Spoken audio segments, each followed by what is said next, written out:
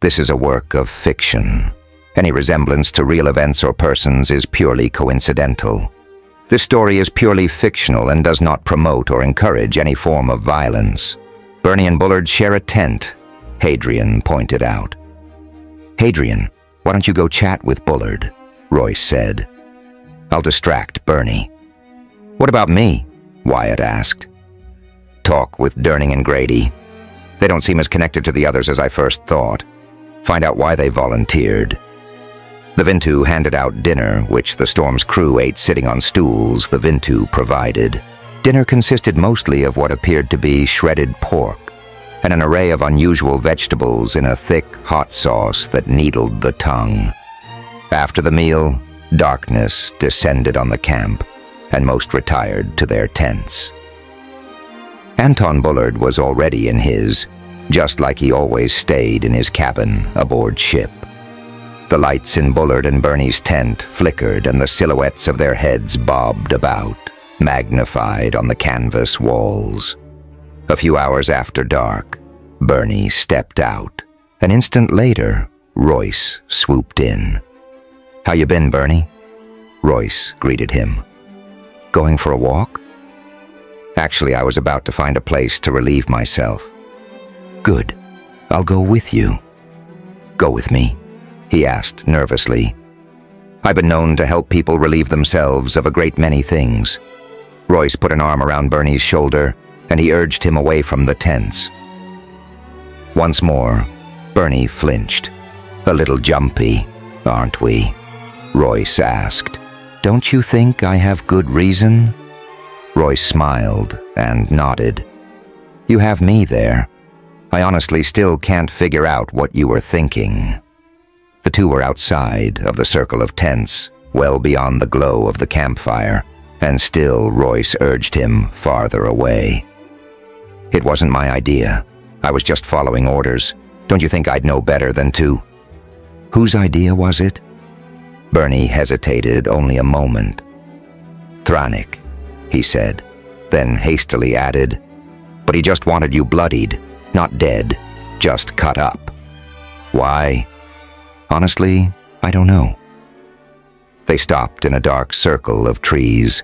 Night frogs croaked hesitantly, concerned by their presence. The camp was only a distant glow. Care to tell me what all of you are doing here? Bernie frowned. You know I won't, even to save my life. It wouldn't be worth it. But you told me about Thranik. I don't like Thranik. So he's not the one you're afraid of. Is it Merrick? Merrick? Bernie looked genuinely puzzled. Listen, I never faulted you for Jade's death or the war you waged on the diamond. Merrick should have never betrayed you like that. Not without first hearing your side of it. Royce took a step forward. In the darkness of the canopy, he was certain Bernie could barely see him. Royce, on the other hand, could make out every line on Bernie's face. What's Merrick's plan? I haven't seen Merrick in years. Bay. Royce drew out his dagger and purposely allowed it to make a metal scraping sound as it came free of its scabbard. So you haven't seen him? Fine. But you're working for him or someone else who's working for him. I want to know where he is and what he's up to, and you're going to tell me. Bernie shook his head. I really don't know anything about Marius or what he's doing nowadays. Royce paused. Every line on Bernie's face revealed he was telling the truth. What have we here? Thranik asked. A private meeting. You've strayed a bit far from camp, dear boys. Royce turned to see Thranik and Stoll. Stoll held a torch, and Thranik carried a crossbow. It's not safe to venture too far away from your friends. Or didn't you think about that, Royce? Thranik said, then fired the crossbow at Royce's heart. Anton Bullard, isn't it? Hadrian asked, sticking his head in the tent. Anton looked up. He was lying on his stomach, writing with a featherless quill worn to only a few inches in length. He had on a pair of spectacles, the top of which he peered over. Why, yes, I am. The old man was more than just pale. He was white. His hair was the color of alabaster, while his skin was little more than wrinkled quartz. He reminded Hadrian of an egg, colorless and fragile. I wanted to introduce myself. Hadrian slipped fully inside, all this time at sea, and we've never had the opportunity to properly meet. I thought that was unfortunate. Don't you? Why, Who are you again? Hadrian. I was the cook on the Emerald Storm. Ah, well, I hate to say it, Hadrian, but I wasn't impressed with your cooking. Perhaps a little less salt and some wine would have helped. Not that this is any great feast, he said, gesturing toward his half-eaten meal. I'm much too old for such rich foods. It upsets my stomach. What are you writing? Oh, this? Just notes, really. My mind isn't what it once was, you see. I'll forget everything soon, and then where will I be?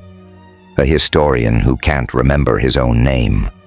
It really could come to that, you know, assuming I live that long. Bernie keeps reassuring me I won't live out this trip. He's probably right. He's the expert on such things, after all. Really? What kind of things? Oh, spelunking, of course. I'm told Bernie is an old hand at it. We make a good team, he and I. He digs up the past, and I put it down, so to speak. Anton chuckled to himself until he coughed. Hadrian poured the man a glass of water, which he gratefully accepted. After he had recovered, Hadrian asked, "Have you ever heard of a man called Merrick Marius?" Bullard shook his head. "Not unless I have, and then forgotten. Was he a king or a hero, perhaps?" "No. I actually thought he might have been the man who sent you here." "Oh no, our mandate is from the Patriarch himself, though Sentinel Thranik doesn't tell me much. I'm not complaining, mind you. How often does a priest of Maribor have the opportunity to serve the Patriarch? I can tell you precisely, twice. Once when I was so much younger, and now that I'm nearly dead. I thought you were a historian. You're also a priest? I know I don't look much like one, do I? My calling was the pen, not the flock. You've written books, then? Oh, yes. My best is still the history of Appledorn, which I'm constantly having to append, of course. I know a monk at the Winds Abbey who'd love to meet you. Is that up north in Melanchar? I passed through there once about 20 years ago. Anson nodded thoughtfully. They were very helpful, saved my life, if I recall correctly. So you're on this trip to record what you see? Oh no, that's only what I've been doing so far. As you can imagine, I don't get out much. I do most of my work in libraries and stuffy cellars, reading old books. I was in Tour del Ford before setting off on this wonderful trip. This has been an excellent opportunity to record what I see firsthand. The Patriarch knows about my research on ancient imperial history, and that's why I'm here. Sort of a living, breathing version of my books, you see. I suppose they think that if they put in the right questions, out will pop the correct answers, like an oracle. Hadrian was about to ask another question when Grady and Poe poked their heads in. "Hadrian!" Poe caught his attention. "Well, isn't my tent the social center tonight?" Anson remarked. "I'm kind of busy at the moment. Can this wait?" Hadrian asked. "I don't think so. Thranik and Storl just followed Royce and Bernie into the jungle." Royce heard the click of the release and began to move even before the hiss of the string indicated the missile's launch. Still, his reflexes could not move faster than a flying bolt. The metal shaft pierced his side below the rib cage. The impact thrust him backward where he collapsed in pain. "Lucky we found you, Bernie," Thranik told the startled thief as he moved away from Royce's body. He he would have killed you. Isn't that what you said bucket men do? Now don't you feel foolish for saying I couldn't protect you? You could have hit me, Bernie snapped. Stop being so dramatic. You're alive, aren't you? Besides, I heard the conversation. It didn't take much for you to give me up. In my profession, lack of faith is a terrible sin. In mine, it's all too often justified, Bernie snarled back. Get back to the camp before you're missed. Bernie grumbled as he trotted back up the path. Thranik watched his retreat. We might have to do something about him, the sentinel told the Tenkin. Funny that you, my heathen friend, should be my stalwart ally in all this. Bernie, he thinks too much. Me, I am just greedy, and therefore trustworthy. We gonna just leave the body? No. It's too close to the path we'll be taking tomorrow, and I can't count on the animals eating him before we break camp. Drag him away. A few yards should be enough. Royce, Hadrian shouted from behind them on the trail. Quickly, you idiot! They're coming! Storl rushed forward and, planting his torch in the ground, lifted Royce and ran with him into the jungle. He had traveled only a few dozen yards when he cursed. Royce was still breathing. Ezuto, the Tenkin hissed, drawing his dagger. Too late, Royce whispered. Hadrian led them into the trees, the way Royce had gone earlier. Ahead he spotted the glow of a torch and ran toward it. Behind him, Wyatt, Poe, Grady, and Durning followed. There's blood here, Hadrian announced when he got to the burning torch thrust in the ground. Royce, spread out, Wyatt ordered. Sweep the grass and look for more blood. Over here, Durning shouted, moving into the ferns. There, up ahead, 2 of them, Storl and Royce. Hadrian cut his way through the thick undergrowth to where they lay. Royce was breathing hard, holding his blood-soaked side. His face was pale, but his eyes remained focused. How you doing, buddy? Hadrian asked, dropping to his knees and carefully slipping an armscye under his friend. Royce didn't say anything. He kept his teeth clenched, blowing his cheeks out with each breath. Get his feet, Wyatt, Hadrian ordered. Now lift him gently. Poe, get out front with the torch. What about Storl? Durning asked. What about him? Hadrian glanced down at the big Tenkin, whose throat lay open slit from ear to ear. When they returned to camp, Wesley ordered Royce to be taken to his tent, which was the largest, originally reserved for Captain Seward. He started to send Poe for Dr. Levy. But Hadrian intervened. Wesley appeared confused, but as Hadrian was Royce's best friend, he didn't press the issue. The Vintu were surprisingly adept at first aid, and under Hadrian's watchful eye, they cleaned and dressed the wound. The bolt aimed at Royce's heart had entered and exited cleanly. He suffered significant blood loss, but no organ damage nor broken bones. The Vintu sealed the tiny entry hole without a problem. The larger tearing of his flesh at the exit was another matter. It took a dozen bandages and many basins of water before they got the bleeding under control, and Royce lay sleeping calmly. Why wasn't I notified about this? I'm a physician, for Marybore's sake. Hadrian stepped outside the tent flap to find Levy arguing with Wyatt, Poe, Grady, and Durning, who at Hadrian's request guarded the entrance. Ah, Dr. Levy, just the man I wanted to see. Hadrian addressed him. Where's your boss? Where's Thranik? Levy did not need to answer as, across the camp, Thranik walked toward them alongside Wesley and Bernie. Hadrian drew his sword at their approach. Put away your weapon, Wesley ordered. This man nearly killed Royce tonight, Hadrian declared, pointing at Thranik. That's not the way he tells it, Wesley replied. He said Seaman Melbourne attacked and murdered Seaman Stall over accusations regarding Seaman Drew's death. Mr. Thrannock and Seaman Defoe claim they were witnesses. We don't claim anything. We saw it, Thrannock said coolly. And how do you claim this took place? Hadrian asked. Stall confronted Royce, telling him he was going to Wesley with evidence. Royce warned him that he would never live to see the dawn.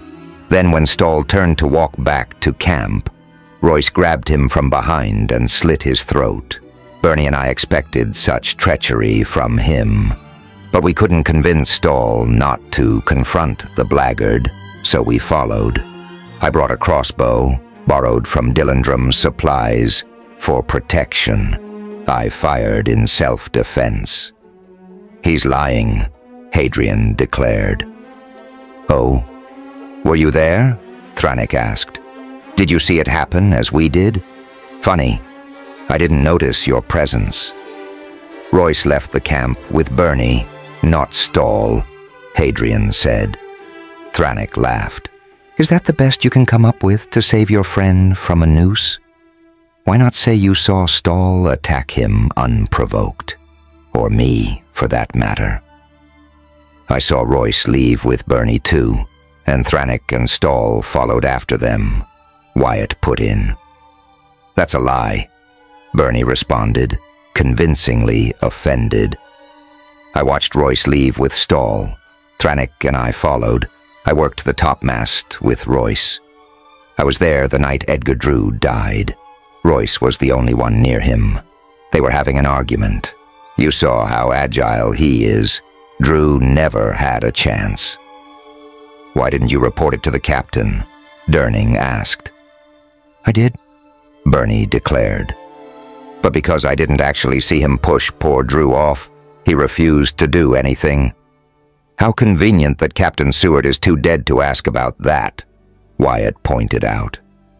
Thrannock shook his head with a pitiful smile. Now, Wesley, will you actually take the word of a pirate and a cook over the word of a sentinel of the Nephron Church? Your Excellency, Wesley said, turning to face Thrannock. You will address me as Mr. Wesley or Sir. Is that understood? Thrannock's expression soured. And I will decide whose word I will accept. As it happens, I am well aware of your personal vendetta against Seaman Melbourne. Midshipman Beryl tried to convince me to bring false charges. Well, sir, I did not buckle to Beryl's threats, and I'll be damned if I will be intimidated by your title. Damned is a very good choice of words, Mr. Wesley. Sentinel Thrannock, Wesley barked at him. Be forewarned that if any further harm befalls Seaman Melbourne that is even remotely suspicious, I will hold you responsible and have you executed by whatever means are at hand. Do I make myself clear? You wouldn't dare touch an ordained officer of the Patriarch. Every king in Avran, why, the regions themselves, would not oppose me. It's you who should be concerned about execution. Wyatt, Grady, and Durning drew their blades, and Hadrian took a step closer to Thrannock. Stand down, gentlemen, Wesley shouted. At this order, they paused. You're quite correct, Sentinel Thrannock. Your office does influence how I treat you. Were you an ordinary seaman, I would order you flogged for your disrespect. I am well aware that upon our return to Aquesta, you could ruin my career, or perhaps have me imprisoned or hanged. But let me point out, sir, that Aquesta is a long way from here and a dead man has difficulty requesting anything. It would be in my best interest, therefore, to see you executed here and now. It would be a simple matter to report you and Seaman Defoe lost to the dangers of the jungle. Bernie looked worried and took a subtle step away from Thrannock's side. I would have thought I could rely on your family's famous code of honor, Thrannock said in a sarcastic tone. You can, sir. And you are? as indeed that is all that keeps you alive at this moment. It is also what you can count on to have you executed should you threaten Seaman Melbourne again. Do I make myself clear?" Thranich fumed, but said nothing. He simply turned and walked away with Bernie following. Wesley exhaled loudly and straightened his vest. "How's he doing?" he asked Hadrian. "Sleeping at the moment, sir. He's weak, but should recover. And thank you, sir." "For what?" Wesley replied. "I have a mission to accomplish, Seaman Blackwater. I cannot have my crew killing one another. Seaman Durning and Grady, take a few others and bring Mr. Stahl's body back to camp. Let us not leave him to the beasts of this foul jungle." Chapter 15. The Search. "I think I saw him." Arista woke at the sound, disoriented. She didn't know where she was at first. Turning over, she found Thrace illuminated by a streak of moonlight. The Empress was dressed in her wispy, thin nightgown, which fluttered in the draft. She stood straight, hair loose, eyes lost, to a vision beyond the window's frame.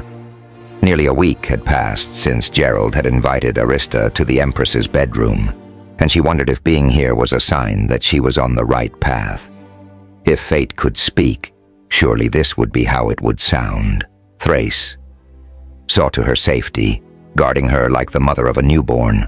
Soldiers stood outside her door at all times, now in pairs, with strict orders to prevent the entry of anyone without permission. Only Amelia and Nimbus ever entered the chamber, and even they knocked. At Thrace's urging, Nimbus carried messages to Hilfred. In her nightgown, Thrace looked almost like the girl from Dahlgren, but there was something different about her, akin to sadness yet lacking even the passion for that. Often she would sit and stare at nothing for hours, and when she spoke, her words were dull and emotionless. She never laughed, cried, or smiled. In this way, she appeared to have successfully transformed from a lively peasant girl into a true empress, serene and unflappable, yet at what cost? It was late, like this, Thrace said, looking out the window. Her voice sounded disconnected, as if she was in a trance. I was having a dream, but a squeaking noise woke me. I came to the window, and I saw them.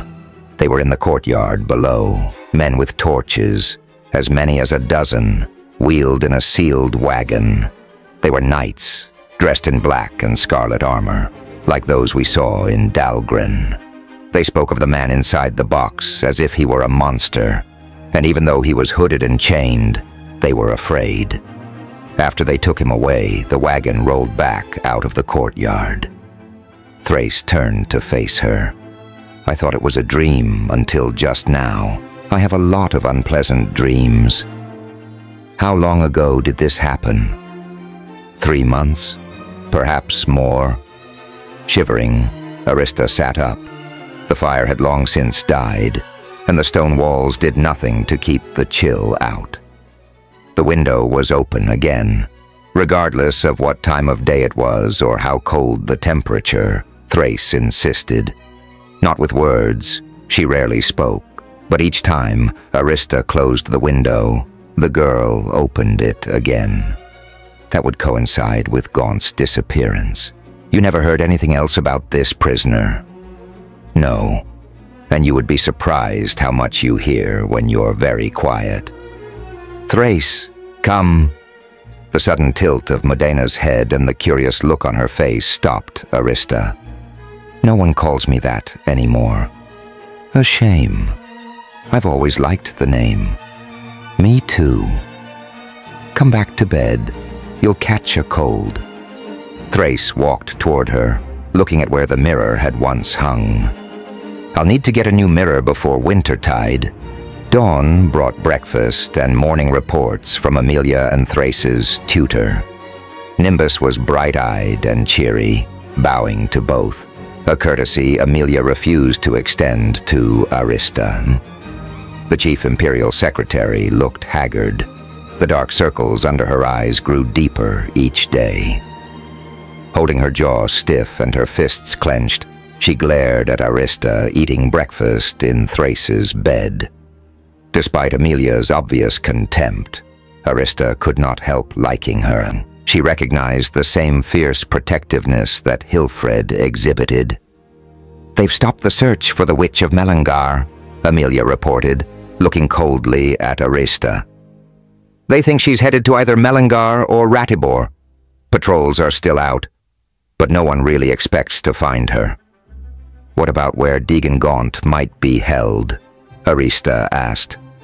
Amelia glanced at Nimbus, who stepped up. "Well, my research at the Hall of Records is inconclusive. In ancient imperial times, Equesta was a city called Ryanalian, and a building of some significance stood on this site. Ironically, several parchments referred to it as a prison, but it was destroyed during the early part of the civil wars that followed the death of the last emperor. Later in 2453, Glenmorgan I built a fortress here as a defense against rebellions. That fortress is the very palace in which we now stand. None of the histories mention anything about a dungeon. Odd, given the unrest. I've made a detailed search of nearly every section of the palace, interviewed chambermaids, studied old maps and plans, but I haven't uncovered a single mention of any kind." "What does Equesta do with criminals?" Arista asked. "There are 3 jails in the city that deal with minor offenses, and the Warwick prison in Whitehead for harsher cases that don't result in execution. And then there is the infamous Manzan prison and salt mine in Marinon for the most severe crimes." "Perhaps it's not a dungeon or prison at all," Arista said. "Maybe it's merely a secret room. I suppose I could make some inquiries along those lines." "What is it, Amelia?" Thrace asked, catching a thoughtful look on her secretary's face. "What?" "Oh, nothing." Amelia's expression switched to one of annoyance. "This is very dangerous, asking all these questions and nosing about. It's risky enough ordering extra food with each meal. Someone will notice. Sulder's not a fool." "But what were you thinking just now, Amelia?" Thrace repeated. "Nothing." "Amelia?" The secretary frowned. Well, a few weeks ago you talked about a dark hole. You think I was there, in this dungeon?" "Don't, Modena. Don't think about it," Amelia begged. "You're too fragile." "I have to try, if I can remember." "You don't have to do anything. This woman, she comes here. She doesn't care about you or what might happen. All she cares about is herself. You've done more than enough. If you won't turn her in, at least let me get her out of here and away from you. Nimbus and I—" "No," Thrace said softly. "She needs us, and I need her." "Dirt," Thrace said and shivered. Arista looked over. She was in the midst of trying to determine how to finish her latest letter to Hilfred when she heard the word. The Empress had knelt before the open window since Amelia and Nimbus had left. But this was the first she had spoken. Damp, cold, terrible cold, and voices, I remember them. Cries and weeping, men and women, screams and prayers. Everything was dark. Thrace wrapped her arms around herself and began to rock. Splashing, I remember splashing, a hollow sound, creaking, a whirl, and a splash. Sometimes there were distant echoing voices coming from above, falling out of a tunnel. The walls were stone, the door wood. A bowl, yes, every day a bowl. Soup that smelled bad. There was so little to eat. Thrace rocked harder, her voice trembling, her breath hitching. I could hear the blows and cries, men and women, day and night, screaming for mercy. Then I heard a new voice added to the wailing and realized it was my own. I killed my family. I killed my brother, his wife, and little Hickory. I destroyed my whole village. I killed my father. I was being punished. Thrace began to cry. Arista moved to her, but the girl jumped at her touch and cowered away. Crawling against the wall and sobbing, she rubbed the stone with her hands, wetting it with her tears. Fragile, Arista thought. Thrace had taken a blow that would have killed most people. No matter what Amelia believed, Thrace was not fragile. Yet even granite would crack if you hit it with a big enough hammer. Are you all right? Arista asked. No, I keep searching, but I can't find it. I can't understand the sounds. It's so familiar, and yet... She trailed off and shook her head. I'm sorry. I wanted to help. I wanted... It's okay, Thrace. It's okay. The Empress frowned. You have to stop calling me that. She looked up at her. Thrace is dead. Chapter 16. The Village. It was perpetually twilight. The jungle's canopy blocked what little sunlight managed to penetrate the rain clouds. A hazy mist shrouded their surroundings and intensified the deeper they pressed into the jungle. Exotic plants with stalks the size of men's legs towered overhead. Huge leaves, adorned with intricate patterns and vibrant flowers of purple, yellow, and red, surrounded the party. It all left Hadrian feeling small, shrunken to the size of an insect, or crawling across the floor of a giant's forest. Rain constantly plagued them. Water danced on a million leaves, sounding like thunder. When actual thunder cracked, it was the voice of a god. Everything was wet. Clothes stuck to their skin and hung like weights. Boots squished audibly with every step. Their hands were wrinkled, like those of old men. Royce rode on the back of a gongwan, what the Vintu called the pack ponies. He was awake, but weak. A day had passed since the attack, because Wesley had insisted on burying Storl. Their new captain had proclaimed he wouldn't allow the beasts to have a taste of any of his crew, and he insisted on a deep grave. No one had complained about the strenuous work of cutting through the thick mat of roots. Hadrian doubted Wesley really cared about the fate of Storl's carcass, but the work granted Royce time to rest, kept the crew busy, and affirmed Wesley's commitment to them. Hadrian thought once again about the similarities between the midshipman and his famous brother. Royce traveled wrapped in his cloak with the weight of the rain collapsing the hood around his head. Not a good sign for Thranik and Bernie. Until then, Royce had played the part of the good little sailor. But with the reemergence of the hood and the loss of his white kerchief, Hadrian knew that role had ended. They hadn't spoken much since the attack. Not surprisingly, Royce was in no mood for idle discussion. Hadrian guessed that by now his friend had imagined killing Thranik a dozen times with a few Bernies thrown in here and there for variety. Hadrian had seen Royce wounded before and was familiar with the cocooning. Only what would emerge from that cloak and hood would not be a butterfly. Thranik, Defoe, and Levy traveled at the end of the train, and Hadrian often caught them whispering. They wisely kept their distance, avoiding attention.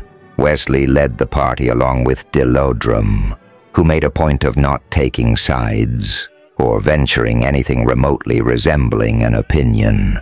Delodrum remained jolly as always and focused his attention on the Vintu. Hadrian was most surprised with Durning.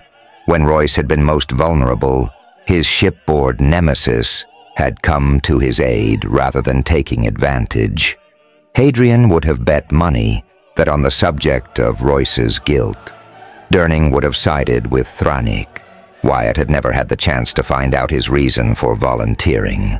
But now, more than ever, Hadrian was convinced Durning was not part of Thranic's band. There was no doubt that Anton Bullard was a member of Thranic's troop. But the old man lacked the ruthlessness of the others. He was merely a resource. After showing an interest, Hadrian became Bullard's new best friend. Look there. Bullard pointed to a brilliant flower blooming overhead. The old man took to walking beside Hadrian, sharing his sense of discovery along the way. Gorgeous, simply gorgeous. Have you ever seen the like? I dare say I haven't. Still, that isn't saying much now, is it? Bullard reminded Hadrian of a long-haired cat, with his usually billowing robe and fluffy white hair deflated in the rain, leaving a remarkably thin body. He held up a withered hand to protect his eyes as he searched the trees. Another one of those wonderful, long-beaked birds, the historian said. I love the way they hover. Hadrian smiled at him. It's not that you don't mind the rain that amazes me. It's that you don't seem to notice it at all. Bullard frowned. My parchments are a disaster. They stick together, the ink runs. I haven't been able to write anything down, and as I mentioned at our first meeting, my head is no place to store memories of such wonderful things. It makes me feel like I've wasted my life locked in dusty libraries and scriptoriums. Don't do what I did, Hadrian. You're still a young man. Take my advice. Live your life to the fullest. Breathe the air, taste the wine, kiss the girls, and always remember that the tales of another are never as wondrous as your own. I'll admit I was, well, concerned about this trip. No, I'll say it truthfully. I was scared. What does a man my age have to be afraid of, you wonder? Everything. Life becomes more precious when you have less of it to spare. I'm not ready to die. Why? Look at all that I've never seen.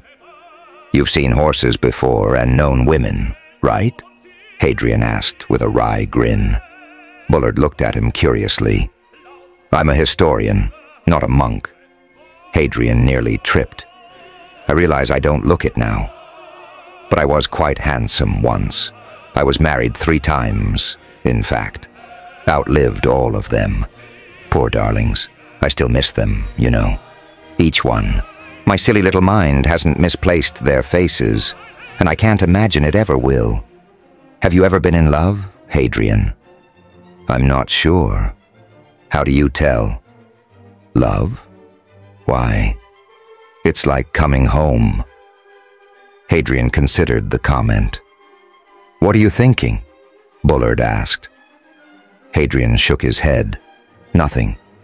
Yes, you were. What? You can tell me. I'm an excellent repository for secrets. I'll likely forget, but if I don't, well, I'm an old man in a remote jungle. I'm sure to die before I can repeat anything. Hadrian smiled, then shrugged. I was just thinking about the rain. The trail widened, revealing a great cascading waterfall and a dozen grass-thatched buildings clustered at the center of the small clearing. The dome-roof huts rested on high wooden stilts and were accessed by short stairs or ladders, depending on the size and apparent prestige of the structure.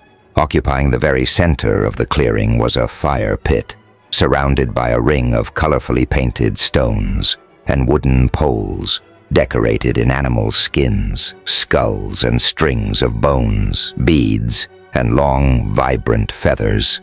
The inhabitants were dark-haired, dark-eyed, umber-skinned men and women dressed in beautifully painted cloths and silks. They paused as Dildrum advanced respectfully. Elder men met him before the fire ring, where they exchanged bows. Who are these people, do you suppose? Bullard asked. Tenkins, Hadrian replied. Bullard raised his eyebrows. The village was familiar to Hadrian, though he had never been there. Hundreds of similar ones were scattered across the peninsula, mirror images of each other. The rubble of eastern Calais was the last standing residue of the old empire. After civil wars had torn apart the West, Calais still flew the old imperial banners, and for centuries formed the bulwark against the advancing Gazelle horde. Time, however, was on the Gazelle's side. The last of the old world died when the ancient eastern capital, Erlinius, fell to the goblin horde, sweeping through the jungles. They might have overrun all of Avron, if not for Glenmorgan III.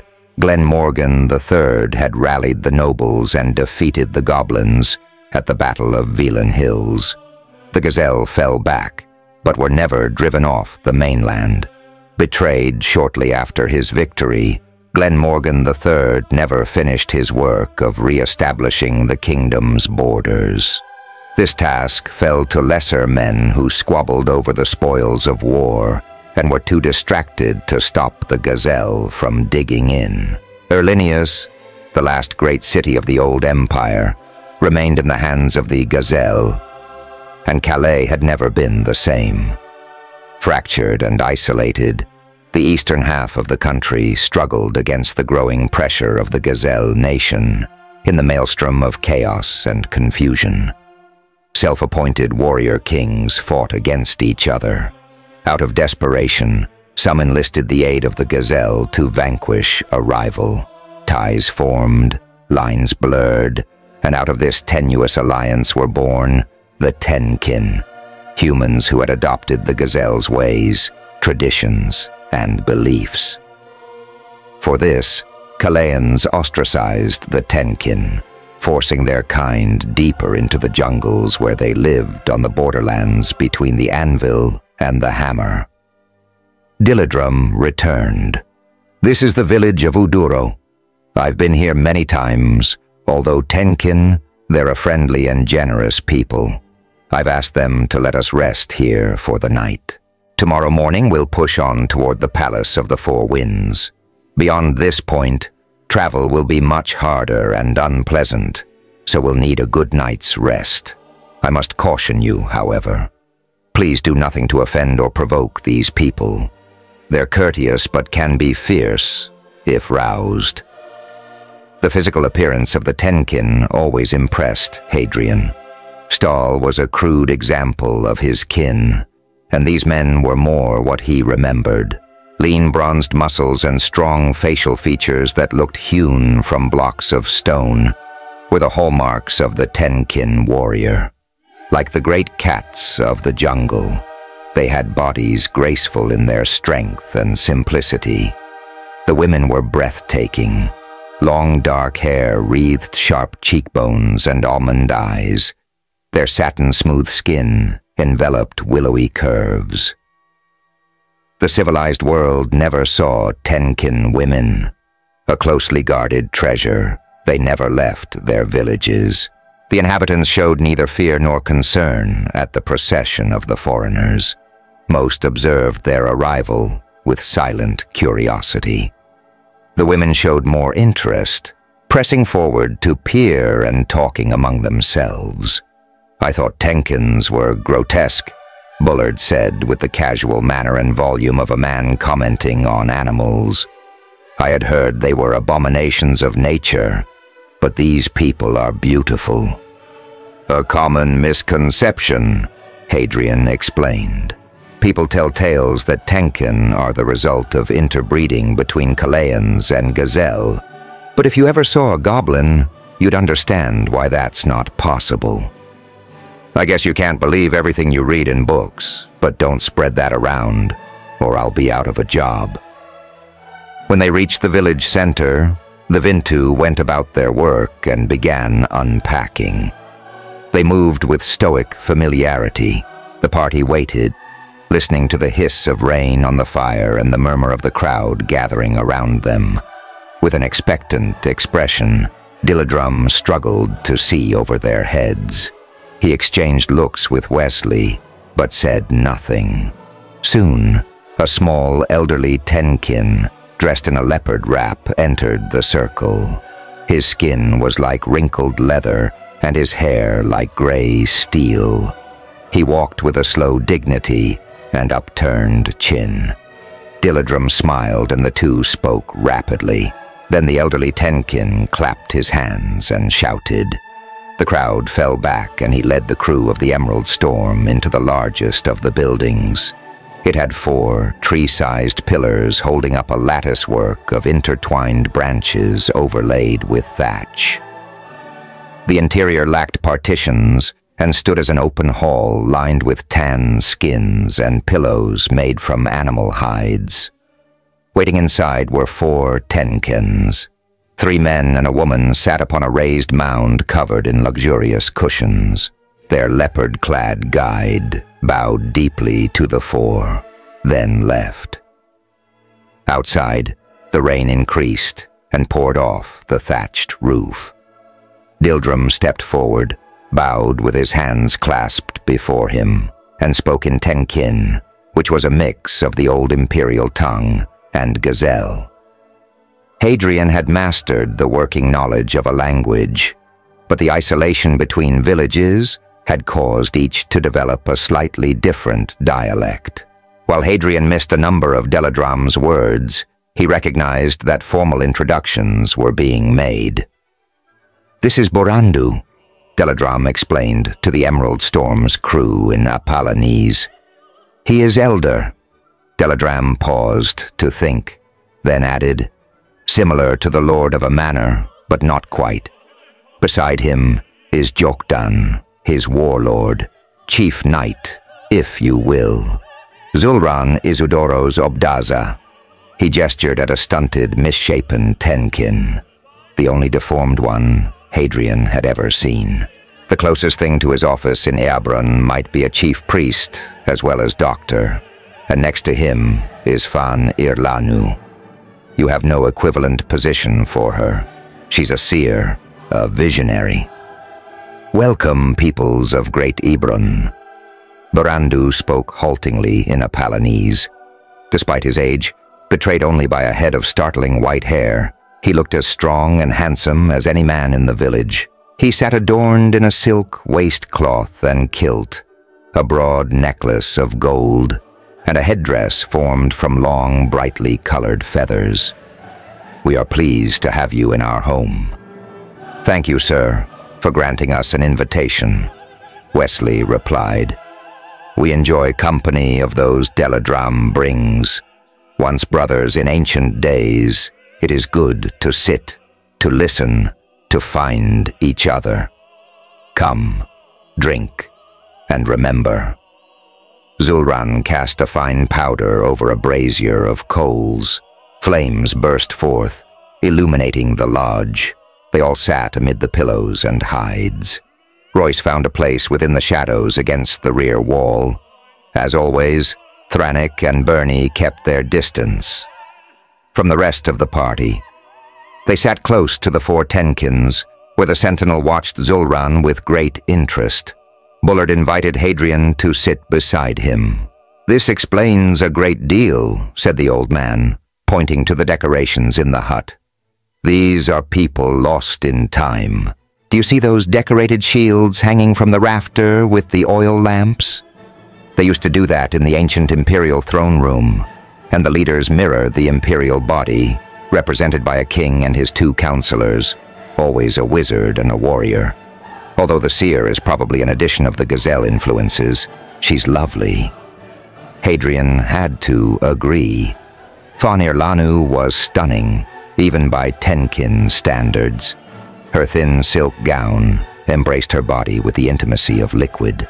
Food and wine circulated as men carried in jugs and platters. Now after eating, Borandu said to Wesley, "I ask you, Dilladrum, and you're second. To meet at I discuss recent news on the road ahead. I fear the beasts are loose and you must be careful. You tell me of road just traveled." Wesley nodded with a mouthful of food, then after swallowing added, "Of course, you're, He hesitated before simply adding, "Sir." Bullard looked with suspicion at the sliced meat set before him. Hadrian chuckled, watching the old man push it around his plate. "It's pork. Wild pigs thrive in these jungles, and the Tenkin hunt them." You'll find it a little tougher and gamier than what you're used to back home. But it's good. You'll like it. How do you know so much about them? The old man asked. I lived in Calais for several years. Doing what? You know, I still ask myself that. Yea, Hadrian stuffed a hunk of pork in his mouth and chewed. But Bullard's expression showed he did not understand. At last, Hadrian gave in. I was a mercenary. I fought for the highest bidder. You seem ashamed. Bullard tried a bit of fruit and grimaced. The mercenary profession has a long and illustrious history. I should know. My father never approved of me using my training for profit. In a way, you might say he thought it was sacrilegious. I didn't understand then, but I do now. So, were you any good? A lot of men died. Battles are sometimes necessary, and men die in war. It happens. You have nothing to be ashamed of. To be a warrior and live is a reward Mirabor bestows on the virtuous. You should be proud. Except there was no war, just battles. No cause, just money. No virtue, just killing. Bullard wrinkled his brows as if trying to decipher this, and Hadrian got up before he could think of anything else to ask. When the meal was over, 3 Tenkin boys held large palm branches over the heads of Barandu, Wesley, Deledrum, and Wyatt as they ventured out into the rain. With the elder gone, formalities relaxed. The Vintu headed out to resume camp preparations before all daylight was lost. Across the hall, Thranik and Levi spoke quietly, with the Obdaza, Zulran, and all 3 left together. Poe, Durning, and Grady helped themselves to a jug of wine and reclined casually on the pillows. Hadrian went over to sit beside Royce. Want to try the wine? It's not time for drinking yet, the Hood replied. How you feeling? Not good enough. You need to get the dressing on your wound changed. It can wait. Wait too long and it'll fester. Leave me alone. You should at least eat. The pork is good. Best meal you'll have for a while, I think. It'll help you heal. There was no reply. They sat listening to the wind and rain on the grassy roof, and low conversations punctuated by the occasional laugh and clink of ceramic cups. Are you aware you're being watched? Royce asked. The Tenkin on the dais, the one Deledram called Jokdan, the warlord. He's been staring at you since we entered. Do you know him? Hadrian looked at the bald, muscular man, wreathed in a dozen bone necklaces. Never seen him before. The woman next to him, she looks oddly familiar. She looks like Gwen. That's it. You're right. She does look like her. Is Gwen from... I don't know. I just assumed she was from West Bang. Everyone in Avron who's from Calais is from there. But she could be from a village like this, huh? Hadrian chuckled. What an odd pairing you two make. Maybe Gwen's from this very village. That could be her sister up there, or cousin. You might be meeting the bride's family before the wedding, just like a proper suitor. You should brush your hair and take a bath. Make a good enough impression and the two of you could settle down here. You'd look good bare-chested in one of those kilts. Hadrian expected a cutting retort. All he heard from his friend was a harsh series of breaths. Looking over, he noticed the Hood was drooping. Hey, you're really not doing too good, are you? The Hood shook. Hadrian placed a hand on Royce's back. His cloak was soaked and hot.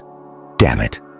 I'll convince Wesley to extend our stay. In the meantime, let's get you dry and in a bed. With a flaming brand, the Oberdaza led Thranik and Levi toward a cliff wall at the edge of the village, where the great waterfall thundered. Somehow, even the plunging water felt foul as it splattered against rocks, casting a damp mist. Thranik continually wiped the tainted wet from his face. Everything about the village was evil. Everywhere stood signs that these humans had turned their backs on Novron and embraced his enemy. The hideous feathers they wore, the symbolic designs in the pillows, the tattoos on their bodies. They didn't whisper, but rather shouted their allegiance to Uberlin. Thranik couldn't imagine a greater blasphemy, and yet the others were blind to their transgressions. Given the opportunity, Thranik would burn the whole village to ash and scatter the remains. He had tried to prepare himself for what to expect even before the Emerald Storm set sail. But now, surrounded by their poison, he longed to strike a blow for Novron. While he could not safely put a torch to this nest of vipers, there was another profanity he could rectify, one that these worshippers of Uberlin might even assist him with. The power the Oberdaza used to ignite the braziers had caught his attention. The Tenkan witch doctor was also an alchemist. Zulron was not like the rest of the heathens. He lacked their illusionary facade, their glimmer of false beauty. One leg was shorter than its partner, causing Zulron to shuffle with a noticeable limp. One shoulder rode up, hugging his chin, while the other slipped low, dangling a weak and withered arm. He was singular in his wretched appearance, and his honest display of his evil made him more trustworthy than the rest. As they reached the waterfall, Zulron led them along a narrow path, around the frothing pool to a crack in the cliff face. Within the fissure was a cave. Its ceiling teemed with chattering bats, and its floor was laden with guano. "This is my storeroom and workshop," Zulron explained as he pushed deeper into the cavern. "It stays cooler here and is well protected from wind and rain." "And what prying eyes can't see," Thranik added, guessing at the truth of the matter. Years of dealing with tainted souls had left him with an understanding of evil's true nature. Zulron paused only briefly to cast a glance over his low-slung shoulder at the sentinel. "You see more clearly than the rest of your brethren, and you speak a Palanese better than yours. I am not built for hunting. I rely on study and have learned much about your world." "This is disgusting." Levi grimaced, carefully picking his path. "Yes," the Oberdaza agreed. He walked through the guano as if it were a field of spring grass. "But these bats are my gatekeepers, and their soil my moat." Soon the cave grew wide, and the floor cleared of filth. In the center of the cavern was a domed oven built of carefully piled stones. Surrounding it were dozens of huge clay pots, bundles of browned leaves, and a vast pile of poorly stacked wood. On shelves carved from the stone walls rested hundreds of smaller ceramic jars, and a variety of stones, crystals, and bowls. Zulron reached into one of the pots and threw a handful of dust into the mouth of the oven. He thrust his torch at the base, and a fire roared to life, which he then fed with wood. When the oven was sated and he had finished lighting a number of oil lamps, he continued to Levi. "Let me see it." The doctor set his pack on the floor and withdrew the bundle of bloody rags. Zulron took the bandages and studied each, even holding them to his nose and sniffing. "And you say these belong to the hooded one among you? It's his blood?" "Yes." "How was he wounded?" "I shot him with a crossbow." Zulron showed no surprise. "Did you not wish him dead? Or are you a poor hunter?" He moved. Zulron raised a dark brow. "He is quick?" "Yes." "Sees well in the dark?" "Yes." "And you came by ship, yes? How did he fare on the water?" "Poorly. Very sick for the first 4 days, I hear." "And his ears, are they pointed?" "No. He has no elven features. This is why we need you to test the blood. You know the method?" The Oberdaza nodded, Thranik felt a twinge of regret that this creature was so unworthy to Novron. He sensed a kinship of minds. How long? Zulron rubbed the crusted bandages between his fingers. Days with these. It is too old. If we had a fresh sample, it could be quick. Getting blood from him is nearly impossible, Levi grumbled. I will start the test with these, but I'll also see what I can do to get fresh blood. He will need treatment soon. Treatment. The jungle does not abide the weak or the wounded for long. He will summon me or die. How much gold will you want? Thranik asked. Zulron shook his head. I have no need for gold. What payment then? My reward will not come from you. I will reap my own reward, and it is no concern of yours. The Tenkin granted them the use of 3 sizable huts, and Wesley divided his crew accordingly. The accommodations were surprisingly luxurious, subdivided by walls of wide woven ribbons that gave the impression of being inside a basket. Carpets of tight threaded fibers, inlaid with beautiful designs, covered the floor. Peanut-shaped gourds hung from the rafters, burning oil that provided more than enough light. Having convinced Wesley to linger in the village, Hadrian watched over Royce, who looked worse with each passing hour. Royce's skin burned and sweat poured down his forehead, even as he shivered beneath 2 layers of blankets. You need to get better, pal, Hadrian told him. Think of Gwen. Better yet, think what she'll do to me if I come back without you. There was no reaction. Royce continued to shiver, his eyes closed. May enter? A soft voice asked. Hadrian could see only the outline in the doorway, and for an instant, he thought it was Gwen. He grows worse, but you refused Zulron to see him. Your Obadaza has been keeping close company with the man who nearly killed my friend. I don't feel comfortable letting Zulron treat him. Will allow me.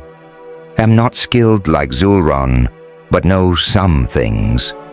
Hadrian nodded and waved her in. Amfan Irlanu, she said, dipping her head into the hut, while outside, 2 other women waited in the rain with covered baskets. I'm Hadrian Blackwater, and this is my friend, Royce.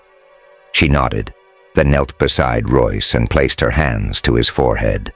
He has fever. She motioned for the oil lamp, and Hadrian pulled it down, then helped her open Royce's cloak and pull back his tunic to reveal the stained bandage, which she carefully removed. Irlanu grimaced as she peeled back the cloth and studied the wound. She shook her head. It is the Shalom Kath, she said, pressing lightly on the skin around the wound, causing Royce to flinch in his sleep. See here. She scraped a long nail across the edge of the bloody wound and drew away a squirming parasite the size of a coarse hair. It twisted and curled on her fingertip. They are eating him. Von Irlanu waved to the women outside, who entered and deposited their baskets beside her. She spoke briefly in Tenkin, ordering them to fetch other items which Hadrian was unfamiliar with, and the 2 dashed from the hut. Can you help him? The woman nodded as she took out a stone mortar and began crushing bits of what looked to be dirt, leaves, and nuts with a pestle. They common here with open wounds.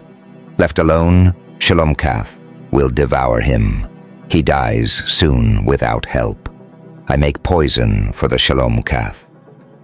One of the women returned with a gourd and an earthen pot in which Von Irlanu mixed the contents of her mortar with oil, beating it until she had a thick, dark paste, which she spread over Royce's wound, packing it into the puncture.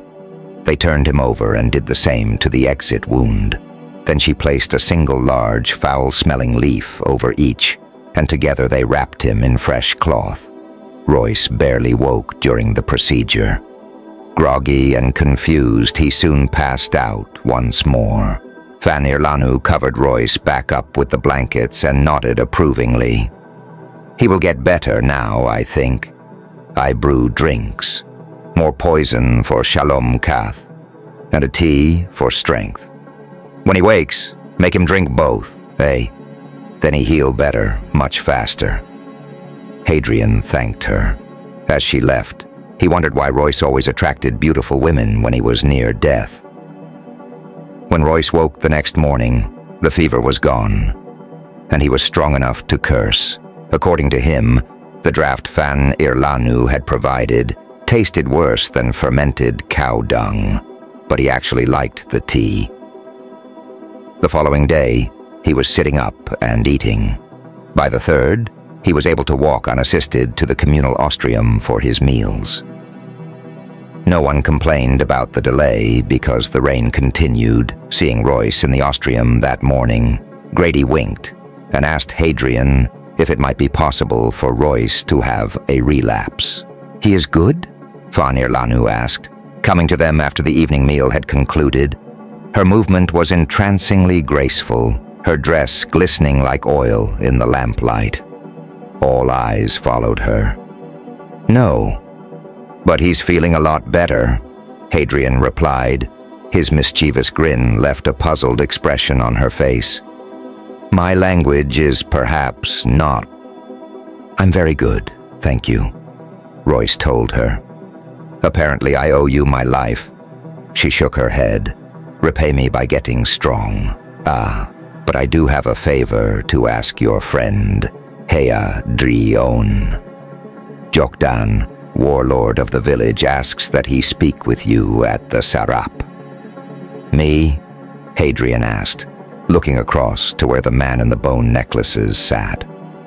"Is it all right if Royce joins us? I'd like to keep an eye on him. But of course, if he is up to it." Hadrian helped Royce to his feet, and as the rest watched with envious stares, the two followed Fan Irlanu out of the ostrium.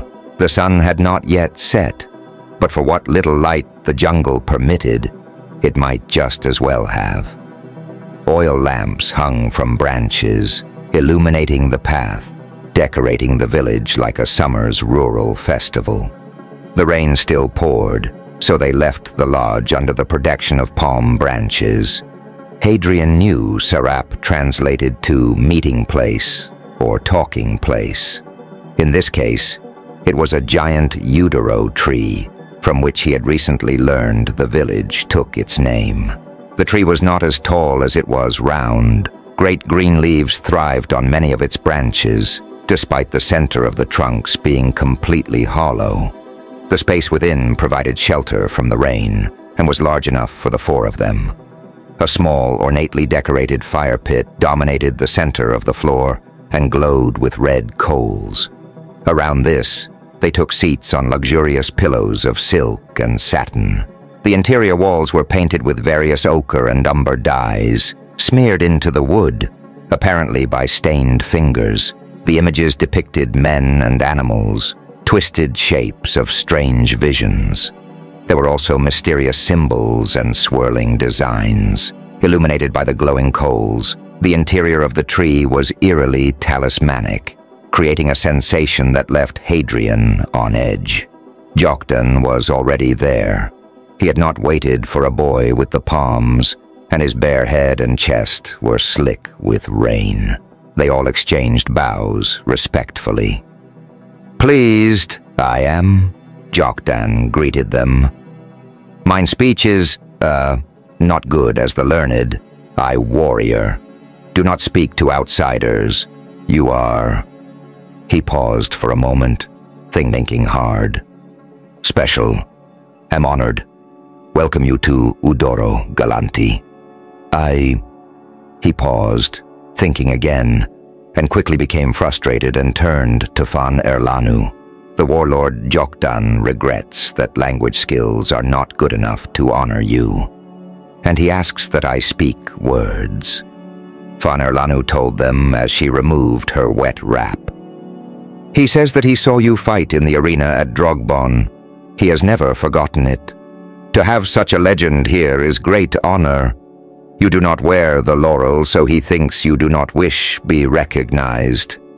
He has asked you here to pay proper respect in private." Hadrian glanced briefly at Royce, who remained silent but attentive. "Thank you," he told Joktan, "and he's right. I would prefer not to be recognized." Joktan begs permission to ask a question of the great Galanti. He would like to know why you left. Hadrian paused only a moment, then replied, "It was time to seek new battles." The warlord of Eudoro nodded as Fanerlanu translated his words. At that moment, something about Fanerlanu caught Royce's attention, and he rapidly approached her. She didn't move, although given the ominous manner of his advance, Hadrian guessed that most anyone else would have taken a step back. "Where did you get that mark on your shoulder?" Royce asked, indicating a small, swirling tattoo. "That is mark of a seer," Zul'Ran declared, startling all of them as he entered. Unlike the other men of the village, Zul'Ran wore a full robe. Made from a shimmering cloth, it was open enough for them to see his misshapen body, covered in strange tattoos. The one that spread across his face resembled the web of a spider. "Fanerlanu is a vision walker," he explained, staring admiringly at her. "It is a talent and a gift bestowed by Uberlin upon those endowed with the hot blood of the gazelle. Few are born each age, and she is very powerful. She can see the depths of a heart and the future of a nation." He paused to run his fingers gingerly down the side of her cheek. "She can see all things except her own destiny." "You don't suffer from a language barrier, I see," Hadrian said. Zul'Ran smiled. "I am the Obertaza. I know the movement of the stars in the Baran and the books of your world. All mysteries are revealed to me." "Is it true that you are a visionary?" Royce asked Fanerlanu. She nodded. "With the burning of Tulan leaves, I—" "Give him a demonstration," Zul'Ran interrupted, causing her to look sharply at him. "Read this one's future," he said, gesturing toward Royce. A puzzled look crossed her face, but she nodded. Joktan put a firm hand to Zul'Ran's shoulder and spun him around, but he spoke too quickly for Hadrian to understand. The two argued briefly, but all he caught was one word of Zul'Ran's reply. "Important." When Zul'Ran turned back, his eyes fell on Hadrian, who he openly studied. "So, you are the legendary Galanti." He raised an eyebrow. "Looking at you, I would say Joktan is mistaken, but I know Joktan is never mistaken. Still, you don't look like the tiger of Mandolin. I'd thought you would be much bigger." And he turned abruptly back to Fanerlanu. "The leaves, burn them." As Fanerlanu moved to a stone box, Zul'Ran asked them to take seats around the glowing coals of the fire ring. Hadrian took Royce aside. "Perhaps we should go. I can't say I like Mr. Witch Doctor's attitude much. Seems like he's up to something. The fact that he's spending time with Thronic doesn't help." Royce glanced at Fanerlanu. "No, I want to stay." "What's all this about?" "The tattoo. Gwen has the same one." Reluctantly, Hadrian sat. Fanerlanu returned with several large, dry leaves. Even withered and brittle, they were a brilliant shade of red. She held them over the coals and muttered something while crushing the leaves and letting them fall onto the embers. Instantly, a thick, white smoke billowed.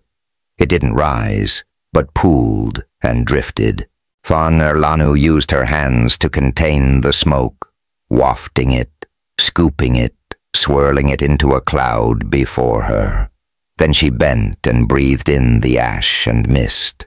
Repeatedly, she swept the smoke and inhaled deeply.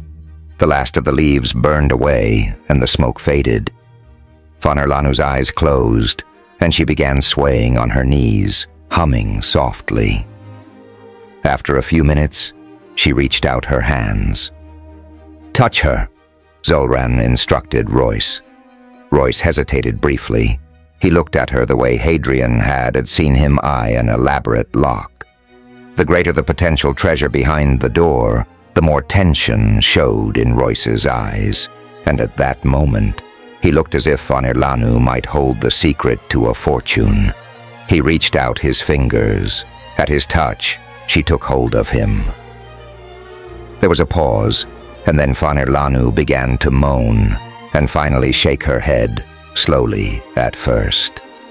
But faster and faster the longer she held on. Her mouth opened and she groaned, the way one might in a nightmare, struggling to speak but unable to form words. She jerked, her eyes shifting wildly under closed lids, her voice louder, but saying nothing distinguishable. Joktan's face was awash with concern, making Hadrian wonder if something was wrong. Von Irlanu continued to struggle. Joktan started to move, but a quick glare from Zulran held him back. At last, the woman screamed and collapsed on the pillows. "Leave her alone!" Zulran shouted in Tenkan. Joktan ignored him, rushing to her side. Von Irlanu lay on the ground, thrashing. She cried out, and then became still. Joktan clutched her, whispering in her ear. He held her head and placed a hand near her mouth to feel for breath. "You've killed her," he shouted at Zulran. Without another word, he lifted the seer in his arms and ran out into the rain. "What's going on? What's happening?" Hadrian asked. "Your friend is not human," the Obdaza declared. Zulran stepped up to face Royce. "Why are you here?" "We're part of the crew of the Emerald Storm, on our way to deliver a message to the Palace of the Four Winds," Hadrian answered for him. Zulran did not take his eyes off Royce. "For 3,000 years, the ancient legends have told of the day of reckoning, when the shadow from the north will descend to wash over our lands." Durning, Grady, Poe, and Bullard entered. "What's going on?" Durning asked. "We heard a woman scream and saw the big guy carrying her away." "There was an accident," Hadrian explained. Both Durning and Grady immediately looked at Royce. "We don't know what happened to her," Hadrian continued. "She was doing a kind of spiritual demonstration, reading Royce's fortune or something, and she collapsed." "She collapsed," Durning said. "She was breathing Tullen leaf smoke. Maybe it was a bad batch." Zulran ignored their conversation and continued to glare at Royce. The Gazelle legend, preserved by oral memory from the time of the first Gazelle Dara, tells of death and destruction, revenge unleashed, the old ones coming again. I have seen the signs myself. I watch the stars and know. To the north, there have been rumblings. Estramnaden is active and has been opened. Now, here is an elf in my village where one has never walked before." "An elf?" Durning asked, puzzled. "That is what killed Von Irlanu," Zulran told them. "Or, at the very least, has driven her insane." "What?" Hadrian exclaimed. "It's not possible to use the sight on an elf. The lack of a soul offers up only infinity. For her, it was like walking off a bottomless cliff. If she lives, she will never be the same." "You're the village healer? Shouldn't you be trying to help her?" "He wants her dead." Royce finally spoke. Then looking at Zulran, he added, "You knew." "What did he know?" Bullard asked, tense but fascinated. Grady and Durning also leaned forward. "You knew I was Elven, didn't you? But you told her no. Coerced her to do a reading," Royce said. Outside, there were sounds of commotion, running feet, and raised voices. Hadrian heard Wesley saying something over the heated shouts of Tenkans. Why did you want her dead? I did nothing. You are the one that killed her. And killing a member of the village, especially a seer, is an unpardonable crime. The punishment is death. Zul'Ran gave a smile before stepping outside. The rest of them followed to find a gathering crowd. There he is, Thranik shouted the moment Royce stepped out of the tree. He pointed and said, "There's your elf. I warned you about him. He has slain our seer, Fan Irlanu," Zul'Ran announced, and repeated it in Tenkan. Borandu, Wesley, and Wyatt pushed their way through the mob. "Is this true?" Wesley asked quickly, his voice nervous. "Which?" Royce asked. "Are you an elf and did you just kill Fan Irlanu?" "Yes, and I'm not sure." The crowd grew, and Hadrian could pick out words such as justice, revenge, and kill among the many Tenkan shouts. "By Marmon," Wesley said fiercely, but quietly to Royce. "What is it with you? I should let you hang just for the amount of trouble you've caused." He took a breath. The crowd pressed in. Lightning flashed overhead while thunder boomed. "What do you mean when you say you're not sure?" Wesley asked. He was speaking quickly, wiping the rain from his face. "The murderer must pay for his crime, Borandu," Zul'Ran declared in Tenkan. "His soullessness has killed our beloved Fan Irlanu.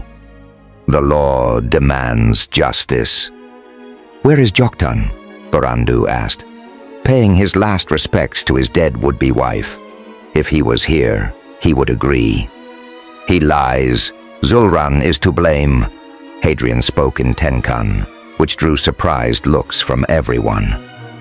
"What are they saying?" Wesley asked Hadrian. "The Obdaza's pushing for our deaths, and Borandu is buying it." "Bring them all!" Borandu shouted. The warriors of the village descended. Hadrian considered for a moment whether he should draw his swords, but decided against it.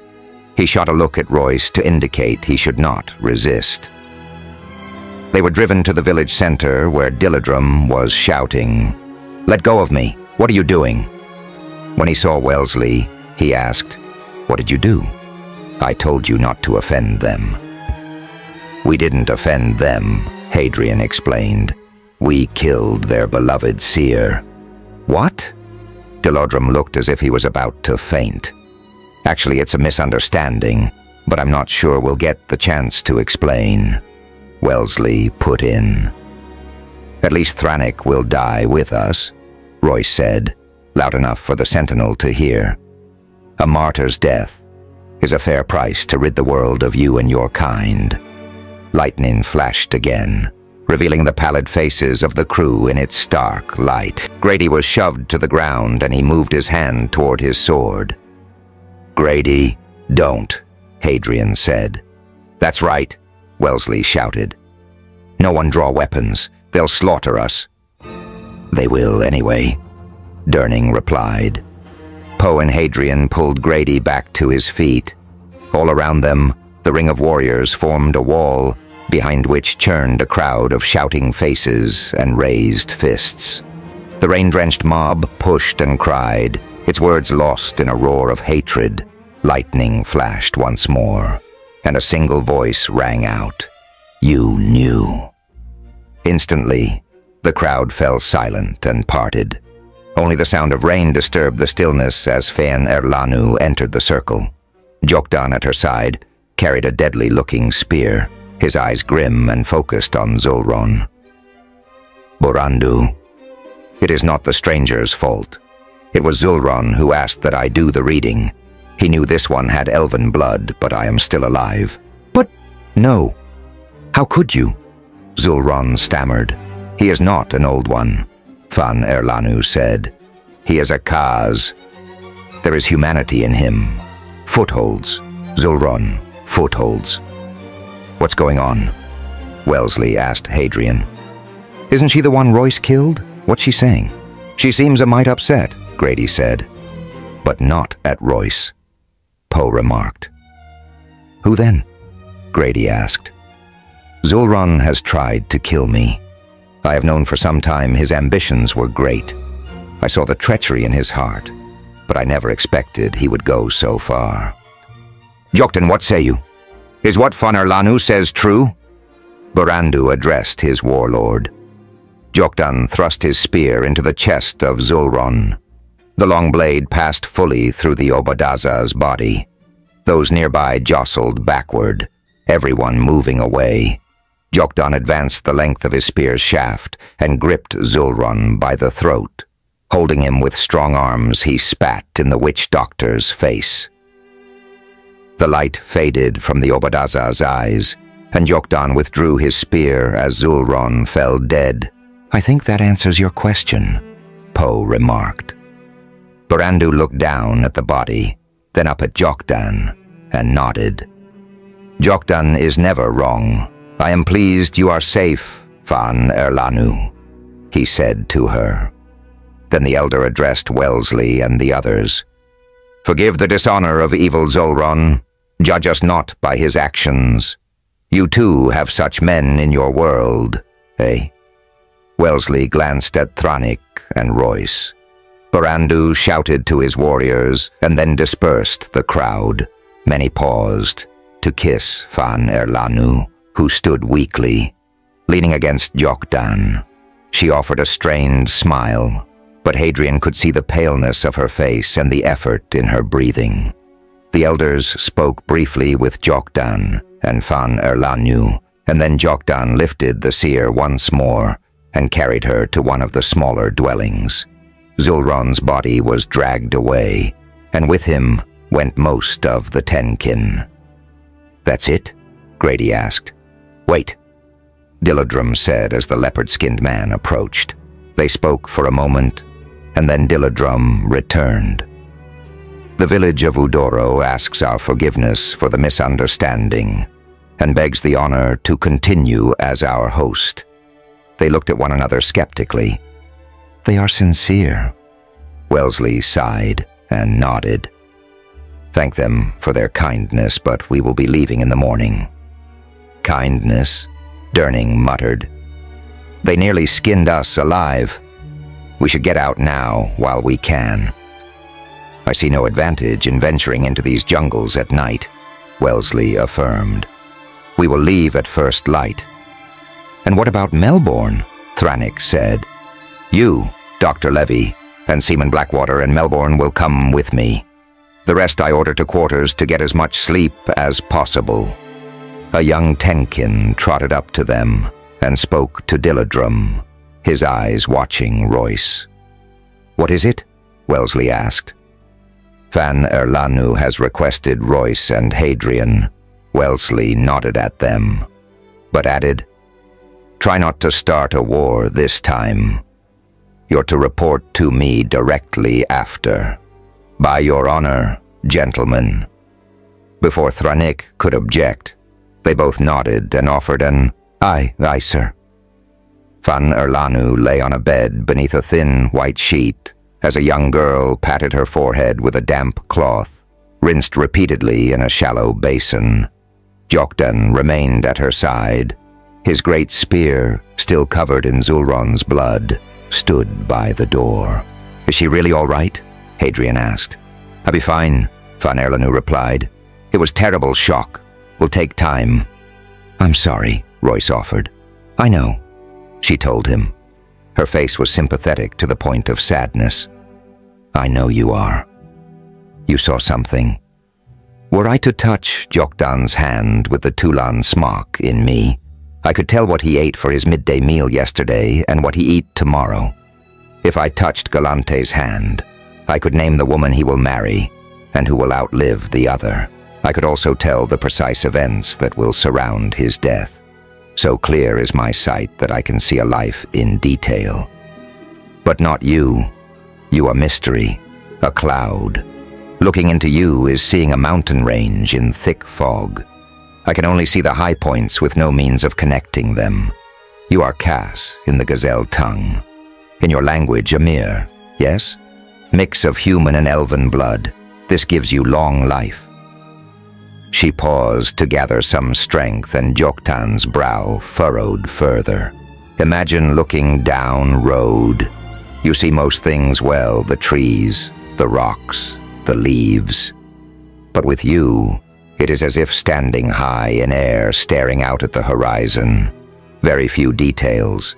My sight can only span so far, and that not include the lifespan of a Kaz. There is too much. But you saw something? I saw many things.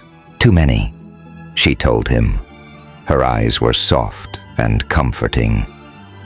Tell me, Royce said. Please. I know a woman. She's very much like you. But something troubles her. She won't speak of it, and I think she has seen things like you have. Things that trouble her. She is Tenkin. I'm not sure, but she bears the same mark as you. Fanar Lanu nodded. I sent for you because of what I saw. I will tell you what I know and then rest. I sleep for a long time, and Joktan will not let any disturb me, so I speak now. I am certain I will not see you again. I saw much, but understood little. Too much distance, too much time. Most are vague feelings that are hard to put in words, but what I sensed was powerful. Royce nodded.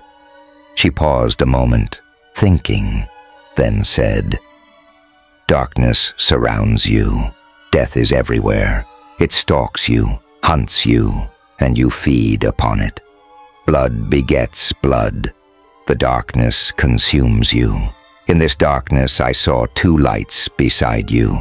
One will blow out, the other flickers, but it must not go out. You must protect the flame against the storm. I saw a secret. It is hidden. This great treasure is covered. A man hides it, but a woman knows. She alone knows, and so she prepares. She speaks in riddles that will be revealed, truth disguised for now. You will remember when the time comes. That path is laid out for you in the dark. Joktan spoke something in Tenkin, but Fanar Lanu shook her head and pushed on. I saw great journey, 10 upon the road. She who wears the light will lead the way. The road goes deep into the earth and into despair. The voice of the dead guide your steps. You walk back in time. The 3,000-year battle begins again. Cold grips the world. Death comes to all, and a choice is before you. Alone stand you in the balance. Your weight will tilt the scales, but to which side is unclear. You must choose between darkness and light, and your choice will affect many. She paused, shaking her head slowly. Like trees in a forest, like blades of grass, too many to count, and I fear that in the end you will choose the darkness and turn your back to the light. You said she. Who did you mean? Is it Gwen? Royce questioned. I not know names. They mere feelings, glimpses of a dream. What is this secret? I not know. It is hidden. When you say there are two lights and one blows out, does that mean someone will die? She nodded. Think so? Yes, feels that way. I sensed a loss, so great I still feel it. She reached out and touched Royce's hand, and a tear slipped down her cheek. Your road is one of great anguish. Royce said nothing for a moment and then asked, What is this great journey? She shook her head. I wish knew more. Your life, whole life, been pain, and so much more lies ahead. Am sorry, but cannot tell more than that. She rests now, Joktan told them. From his firm tone, they knew it was time to go. They walked out of the hut and found Wayat watching out for them. Waiting up, Hadrian asked, Didn't want you to step into the wrong hut by accident. He gave a wink. The rest bunked down. He nodded. So, you're an elf, Wayat said to Royce. That explains a lot. What did the lady want? To tell me my future. Good news? It nearly killed her. What do you think? Chapter 17. The Palace of the Four Winds. Thranik was furious. Wesley refused to take any action against Royce, and the Sentinel railed that under Imperial law, all elves were subject to arrest. Wesley had little choice but to acknowledge this, but added that, given their circumstances, he had neither a prison nor chains. He also pointed out that they were not within the bounds of the new empire, and until they were, he was the sole judge of the law. "It is my duty to see this mission to completion," Wesley told the Sentinel. "A bound man will only be a hindrance to this effort, particularly when he is injured and exhibits no desire to flee." Royce watched all this with an expression of mild amusement. Thranik went on relentlessly until finally Wesley gave in and approached Royce. "Will you give me your word you will not attempt to escape me or Sentinel Thranik before this mission is over?" "On my word, sir," Royce replied. "There is nothing that could make me willingly leave Sentinel Thranik's side." "There you have it," Wesley concluded, satisfied. "He's an elf. What good is the word of an elf?" As Thranik straightened and rose above Wesley, the look on the Sentinel's face caused him to take a step back. "As Secretary of Erewhon Affairs, appointed by the Patriarch, it's my duty to purge the Empire of their foul influence. I demand you place the elf under my authority at once." Wesley hesitated. The challenge of a Sentinel broke the nerve of many kings, and Thranik was more intimidating than any other Hadrian had encountered. His hunched vulture demeanor and piercing glare were more than daunting. Hadrian was tense. He knew the Sentinel was already dead, and would prefer his partner got to pick his own time and place. If Wesley agreed to surrender Royce, there would be a battle that would see one of them dead. Hadrian let his fingers slip slowly to the pommels of his swords, and he marked the position of Bernie in anticipation. Wesley locked his jaw and returned Thranik's glare. "He might be an elf, sir, but he's also one of my crew." "Your crew? You no longer have a ship? You're nothing but a boy playing pretend captain," the Sentinel bellowed angrily. Wesley stiffened. "And what were you playing at in the hold of the ship, sir? Was that what you call administering your authority?" This took Thranik by surprise. "Oh, yes. The officers knew of your nightly visits to the cargo. It's a small ship, sir, and the officers' bunks were just above. We heard you every night torturing them, and I fear a good deal more than that. I am no great fan of elves, but by Miribor, there are limits to the abuse this conscience permits. No, sir, I do not think I will be returning Seaman Melbourne over to your authority anytime soon. Even should I trust you to treat him honorably, I need all the hands I can get. And as we both know, you are not an honorable man." "It's a pity to see such a young, promising lad throw his life away," Thranik fumed. "I'll see that you are executed for this. To do so, we must return to Avron. Let us hope we both live to see that day." At dawn, the crew of the Emerald Storm left the village and once more plunged into the jungle, traveling northeast of the Eudora Valley by a narrow, barely visible path. The rain had left the ground swamped, but it had stopped at last. On the third day, cliffs and chasms barred their path.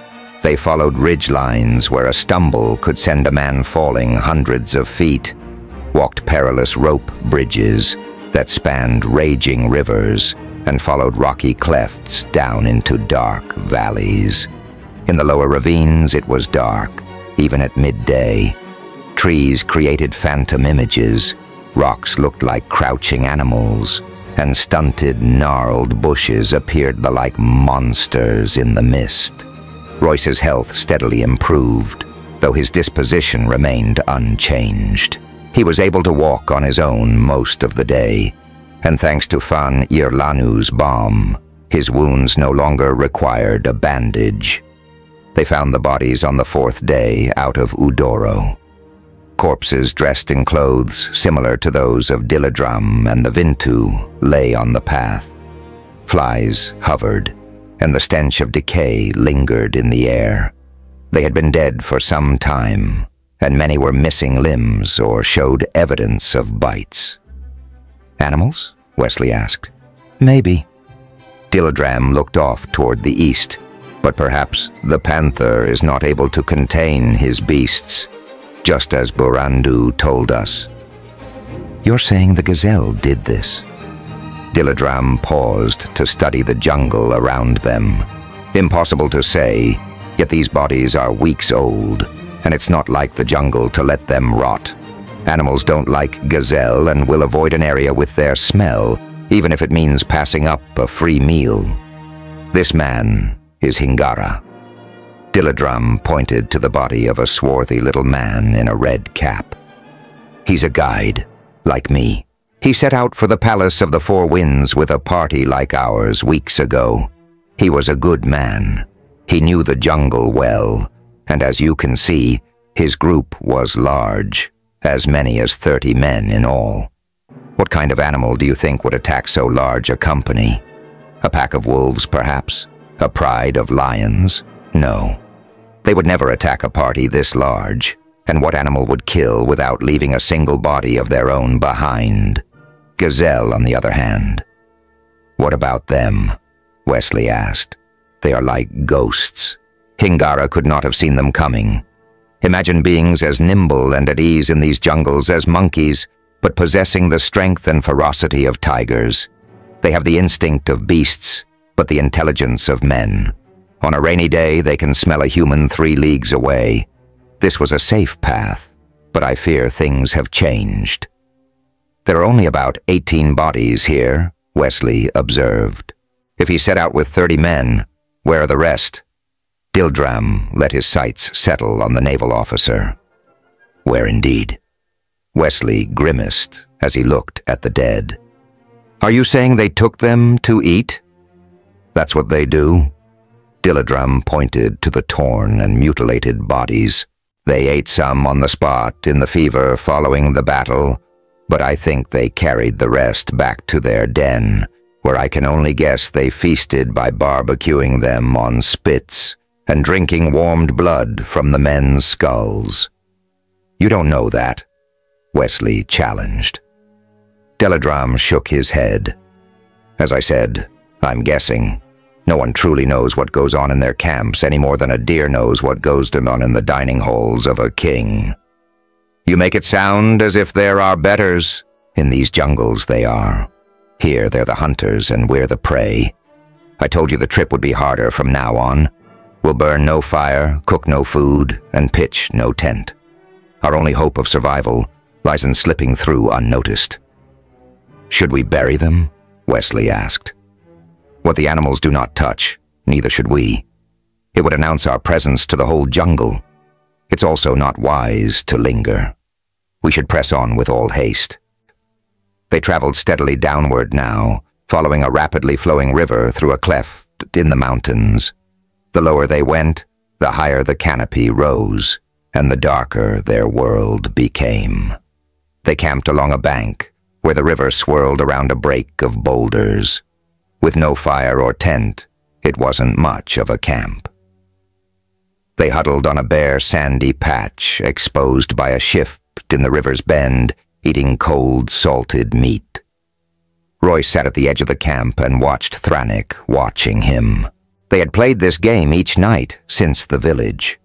Royce was certain Bernie had filled Thrannik's head with numerous stories about his reign of terror against the diamond. Thrannik appeared aloof, but Royce was certain Bernie's words had wormed in nonetheless. Without store, and with Bernie no longer a trusted ally, Thrannik was dramatically weakened. The Sentinel's confrontation with Wesley had revealed Thrannik's growing desperation. His failure, another setback. The balance had shifted. He slipped from the hunter to the hunted, and with each day, Royce grew stronger. Royce enjoyed the game.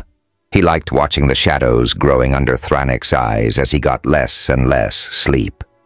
He savored the way Thranek spun, his eyes searching rapidly for Royce whenever an animal rustled branches behind him on the trail. Mental torture was never something Royce aimed for, but in Thranek's case, he was making an exception. Royce's quick turn had saved his life, although he might have bled to death if Hadrian and the others had not found him, or died from fever if the Tenkan woman had not helped. The wound itself was relatively superficial. For several days he had portrayed being weaker than he was. He had pain when pressing on his side and was still experiencing some lack of movement. But for the most part, he was his old self again. Royce might have continued the game longer, but it was becoming too dangerous. Wesley's defiance had changed the playing field. The Sentinel's options were diminishing. The ploy to force Wesley's hand had been his last civil gambit. As long as Wesley remained a legitimate leader, those like Waite, Grady, Durning, and Poe would side with him. Royce knew Thranek saw Wesley as a pawn blocking his forward movement, one that he would need removed. It was time to deal with the Sentinel. Royce curled up to sleep with the rest of them, but selected a place hidden by a small thicket of plants. In the darkness, he lay there only briefly before leaving his blanket filled with brush and melted into the jungle. Thranek had chosen to bed down near the river, which Royce thought considerate since he intended to dispose of the Sentinel's body in the strong current. Royce slipped around the outside of the camp until he came to where Bernie and Levy slept. But Thranek was missing. Thwack! A narrow tree trunk splintered. At the last moment, Royce had moved. A crossbow bolt lodged itself in the wood where a second before he had been crouching. Thranek struggled desperately to crank back the string on his weapon. "Did you think to find me in my bed?" he said. "Did you really think killing me would be that easy, Elf?" He cranked back on the gear. "You shouldn't fear me so much. I'm here to help you. It's my responsibility to help all of you. I'll cleanse the darkness in your heart. I'll free you from the burden of your disgusting, offensive life. You no longer need to be an affront to Maribor. I'll save you." "And who will save you?" Royce replied. He was just a few feet from where he had been. Thranek glanced down to set the bolt in the track. He lifted the bow, but when he looked up, Royce was gone. "What do you mean?" Thranek asked, hoping Royce would reveal his position. "You see awfully well in the dark, Thranek," Royce said from his right. Thranek turned and fired, but the bolt merely ripped through an empty thicket. "Well, but not perfectly," Royce observed, appearing once more, but much closer. Thranek immediately began ratcheting back his bow. He had 2 more bolts. "You also managed to slip into the trees without me seeing you, and you crept up behind me. That's indeed remarkable. How old are you, Thranek?" "I'll bet you're older than you look." "Shamircha." The Sentinel loaded the bolt and looked up, but once more Royce was gone. "What are you driving at, Elf?" Thranek asked, holding his crossbow at his hip. Backing against a tree, he peered around the jungle. "We're alike, you and I," Royce said from behind him. Thranek spun around. He saw movement slipping through the brush and fired. The shot went wide, and he cursed. Thranek began cranking back the string once more. "Is that why you do it?" Royce asked. "Is that why you torture elves? Tell me, are you purging them or yourself?" "Shut up!" Thranek's hands slipped on the gear and the string snapped back, slashing his fingers. He was shaking now. "You can't kill the elf inside, so you torture and murder all those you find." He was closer. "I said shut up!" "How much elven blood does it take to wash away the sin of being one yourself?" Closer still. "Damn you!" He screamed, fighting with the bow, which refused to cooperate with his shaking fingers. He drew the string back again, only to have it jump the track and snap free. He put a foot through the loop at the bow's nose and pulled. Now it was stuck. He pressed desperately on the ratchet handle. It refused to move. Crack! The winch snapped. In horror, Thranik stopped breathing as he looked down. He struggled to pull the bowstring back with just the strength of his arms. He pulled with all his might, but he couldn't get it to catch. He was giving Melbourne too much time. He let the bow fall to the grass and drew his dagger. He waited. He listened. He spun. He looked. He was alone. "Get up!" Hadrian woke to Royce's voice as his friend moved through the camp. He knew the tone and instantly got to his feet. "What is it?" "Company," Royce told him. "Wake everyone." "What's happening?" Wesley asked groggily as the camp slowly came alive. "Quiet," Royce whispered. He crouched with his dagger drawn, staring out into the darkness. "Gazelle?" Grady asked. "Something," Royce replied. "A lot of somethings." The rest of them heard it now, twigs snapping and leaves rustling. They were all on their feet with weapons drawn. "Backs to the river!" Wesley shouted. Ahead of them a light appeared, then disappeared, and then another blinked. Two more flickered off to the right and left, and sounds of movement grew louder and closer. Dovin Thranik stumbled back into camp, causing a brief alarm. Several people looked at him oddly, but said nothing. Everyone's attention remained on sounds from the trees. Shadowy figures carried torches within the thick weave of the jungle. Slowly they climbed out of the brush and into the clearing around the riverbank. 20 approached from all sides at once. At first, they appeared to be strange, monstrous beasts. When they fully entered the clearing, Hadrian saw that they were men. Stocky, bull-necked brutes with white-painted faces, bone armor, and headdresses of long feathers. They moved with ease through the dense brush. In their hands were crude clubs, axes, and spears. The men circled in silence, creeping forward. "We come, in peace." Hadrian heard Dilladram shout in Tenkin, his voice sounding weak. "We have come to see Warlord Erendubon. We bear a message for him." As they drew nearer, the men began hooting and howling, shaking their weapons.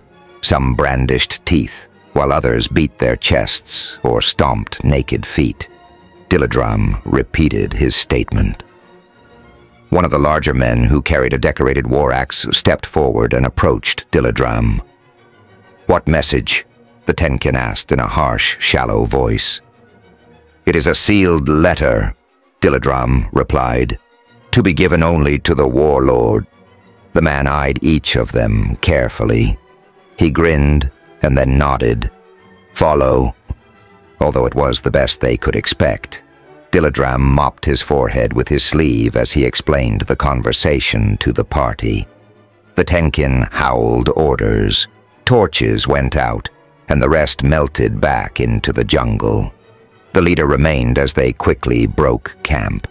Then, with a motion for them to follow, he ran back into the trees, his torch lighting the way. He led them at a brisk pace that had everyone panting for breath, and Bullard near collapse. Dilladram shouted forward for a rest, or at least a slower pace. The only response was laughter. "Our new friends aren't terribly considerate of an old man," Bullard panted in between wheezing inhales. "That's enough!" Wesley shouted, and raised a hand for them to stop. The crew of the Emerald Storm needed little persuasion to take a break. The Tenkin and his torch continued forward, disappearing into the trees. "If he wants to keep jogging on without us, let him." "He's not," Royce commented. "He's hiding in the trees up ahead with his torch out. There are also several on either side of us, and more than a few to our rear." Wesley looked around. then said, "I don't see anything at all." Royce smiled. "What good is having an elf in your crew if you can't make use of him?" Wesley raised an eyebrow, looked back out into the trees, and gave up altogether. He pulled the cork from his water bag, took a swig, and passed it around. Turning his attention to the historian, who sat in the dirt, doubled over, he asked, "How you doing, Mr. Bullard?" Bullard's red face came up. He was sweating badly, his thin hair matted to his head. He said nothing, his mouth preoccupied with the effort of sucking in air, but he managed to offer a smile and a reassuring nod. "Good," Wesley said. "Let's proceed, but we will set the pace. Let's not have them exhausting us." "Aye," Durning agreed, wiping his mouth after his turn at the water. "It would be just the thing for them to run us in circles until we collapse, then fall on us and slit our throats before we can catch our breaths. Maybe that's what happened to the others we spotted. Perhaps it was these blokes," Grady speculated. "We're going somewhere," Royce replied. "I can smell the sea."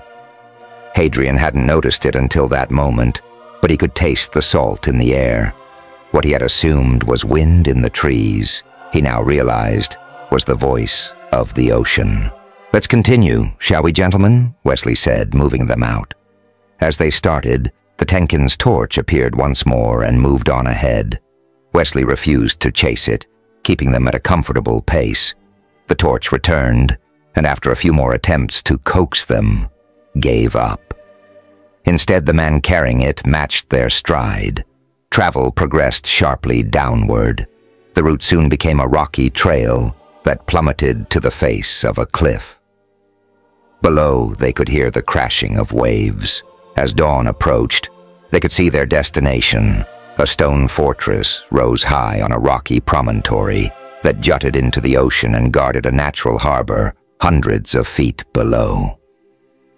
The Palace of the Four Winds looked ancient, weathered by wind and rain until it matched the stained and pitted face of the dark granite upon which it sat.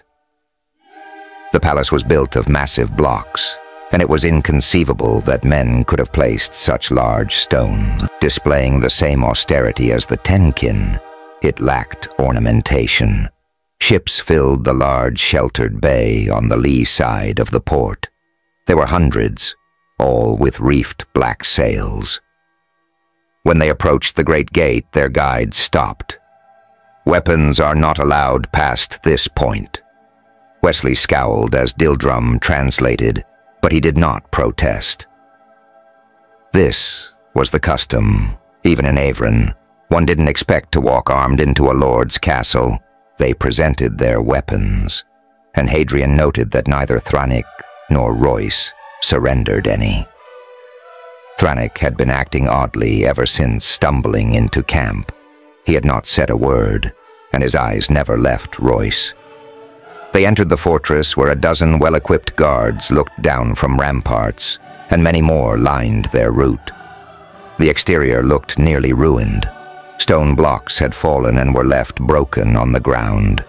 Inside, the castle decor was no more cheerful. Here, too, the withering decay of centuries of neglect had left the once great edifice little more than a primordial cave. Roots and fungi grew along the corridor crevices, and dead leaves clustered in corners where the swirl of drafts deposited them. Dust, dirt, and cobwebs obscured the ancient decorative carvings, sculptures, and chiseled writings. Over the walls, the Tenkin had strung crude banners, long pennants that depicted a white Tenkin-style axe on a black field. Just as in Udero, row upon row of shields hung from the ceiling like bats in a cavern. A huge fireplace occupied one whole side of the great chamber, a massive gaping maw of a hearth in which an entire tree trunk smoldered. Upon the floor lay the skin of a tiger, whose head stared with gleaming emerald eyes and yellowing fangs. A stone throne stood at the far end of the hall. The base of the chair had cracked, where a vine intertwined the legs, making it list. Its seat was draped in a thick piling of animal skins, and on it sat a wild-eyed man. His head sported a tempest of hair, long and black, with streaks of white jutting in all directions. Deep cuts and burns scarred his face.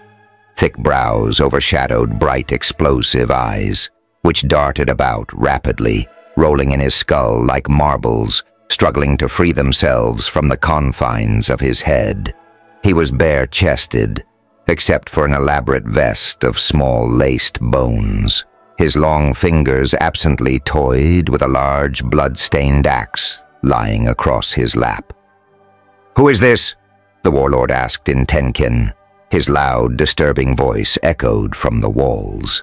"Who is this that enters the hall of Erenbon unannounced and unheralded? Who treads Erenbon's forest like sheep to be gathered? Who dares seek Erenbon in his den, his holy place?" A strange assortment of people surrounded him, and all eyes were on the party as they entered. Toothless, tattooed men spilled drinks, while women with matted hair and painted eyes swayed back and forth to unheard rhythms. One lounged naked upon a silk cushion with a massive snake coiled about her body as she whispered to it. Beside her, an old hairless man with yellow nails as long as his fingers painted curious designs on the floor. And everywhere the hall was choked with the smoke of burning tulun leaves, which smoldered in a central brazier. In the darkest shadows were others. Hadrian could barely make them out through the fog of smoke and the flickering firelight. They clustered in the dark, making faint staccato chattering sounds like the whine of cicadas. Hadrian knew that sound well. He couldn't see them, merely the suggestion of movement cast in shadows upon stone. They shifted nervously, anxiously, like a pack of hungry dogs, their motions jittery and too fast to be human. Dildrum shooed Wesley forward. Wesley took a breath and said, "I am Midshipman Wesley Belstrad, acting captain of what remains of the crew of Her Imperial Eminence's ship, the Emerald Storm, out of Aquesta. I have a message for you, your lordship." He bowed deeply. Hadrian found it comical that a lad of such noble bearing bowed before the likes of Erenbon Gil, who was just shy of a madman. "Long Erenbon has waited for word." The man upon the throne spoke in Apalanese. "Long Erenbon has counted the moons and the stars." The waves crash. The ships approach and gather. The darkness grows, and still Erenbon waits. Sits and waits, waits and sits. The great shadow is growing in the north. The gods come once more, bringing death and horror to all. The Undying will crush the world beneath their step, and Erenbon is made to wait. Where is this message? Speak, speak. Wesley took a step forward as he pulled the letter from his coat, but paused after noticing the broken seal. As he hesitated, an overly thin man, dressed in feathers and paint, snatched the letter away. He growled at Wesley like a dog showing his teeth. "Not approach great Erenbon with unclean hands." The feathered man handed the message to the warlord, who studied it for a moment, his eyes racing madly back and forth. A terrible grin grew across his face, and he tore the note into pieces and began eating them. It didn't take long, and while he ate, no one said a word. With his final swallow, the warlord raised his hand and said, "Lock them away." Wesley looked stunned as Tenkin guards approached and grabbed him. "What's happening?" he protested. "We are officials of the Empire of Avren. You cannot—" Erenbon laughed as the guard dragged them down the hall. "Wait!" another voice bellowed. "It was arranged!" Thranik deftly dodged the guards, advancing angrily on the warlord. "My team and I are to be given safe passage. I am here to pick up a gazelle guide to take us safely through Grand Ant's Hog." Erenbon rose to his feet and raised his axe, halting Thranik mid-step. "Weapons did you bring? Food for the many did you deliver to Erenbon?" The warlord shouted at him. "It sank," Thranik yelled back. "And the deal wasn't based on the weapons or the elves." The chattering sounds from the darkness grew louder. The noise appeared to disturb even the Tenkin. The hairless man stopped drawing his designs and shuddered. The woman with the snake gasped. Erenbon remained oblivious to the rise in their tenor as he gibbered in glee. "No. Based on the open gates of Delgos? What proof of this? What proof does Erenbon have? You wait here. You stay sealed, and if Drummondor does not fall, you will be food for the many. Erenbon decrees it. Who are you to defy Erenbon?" "Who are you to defy Erenbon?" chanted the crowd. The warlord waved his hand in the air and the chattering grew loud again. The guards moved in with spears. "Now we know what the Empire has been doing with the elves they've been rounding up," Royce muttered as he ran his fingers lightly across the length of the door jamb. The Tenkin had locked them in cells buried in the foundation of the fortress. There were no windows. The only light came from the small barred opening of the door, beyond which torches mounted in iron sconces flickered intermittently. Hadrian and Royce were fortunate enough to share a cell with Wyatt and Wesley, while the others were in similar cells within the same block. The sounds of their independent conversations echoed as indiscernible whispers. "It's ghastly," Wesley said, collapsing on the stone floor and dropping his head in his hands. "Admittedly, I've never held any love for those of elven blood." He gave Royce an apologetic glance. "But this is loathsome beyond human imagining. That the Empire could sanction such a vile and dishonorable act is... And now we also know what that fleet of ships in the bay is for," Hadrian said. "They're planning to invade Delgos, and it would appear we delivered the orders for them to attack. But Drummondor is impregnable from the sea," Wesley said. "Do you think this Erenbon fellow knows that? All those ships will be burned to cinders the moment they enter the bay." "No, they won't," Royce said. "Drummondor has been sabotaged. When they vent at the next full moon, there will be an explosion, destroying it. And I suspect Turdel Fur as well. After that, the Armada can sail in unopposed." "What?" Wesley asked. "You can't possibly know that." Royce said nothing. "Yes, he does," Hadrian said. Realization crossed Wesley's face. "The seal was broken. You read the letter." Royce continued exploring the door. "How's it going to explode?" Hadrian asked. "The vents have been blocked." "No." Hadrian shook his head. "Only Gravis knew how to do that, and he's dead. Merrick found out somehow. He's doing the same thing Gravis tried. He's blocked the portals. When they try to vent during the harvest moon, the gas and molten rock will have nowhere to go. The whole mountain will blow. And that's what Merrick meant about turning the tide of the war for the Empire. Delgos supports the nationalists, funded largely by Cornelius Dalur. When they eliminated Gaunt, they cut off the rebellion's head. Now they'll cut off its legs. Destroying Delgos will mean the new Empire will only need to deal with Melangar.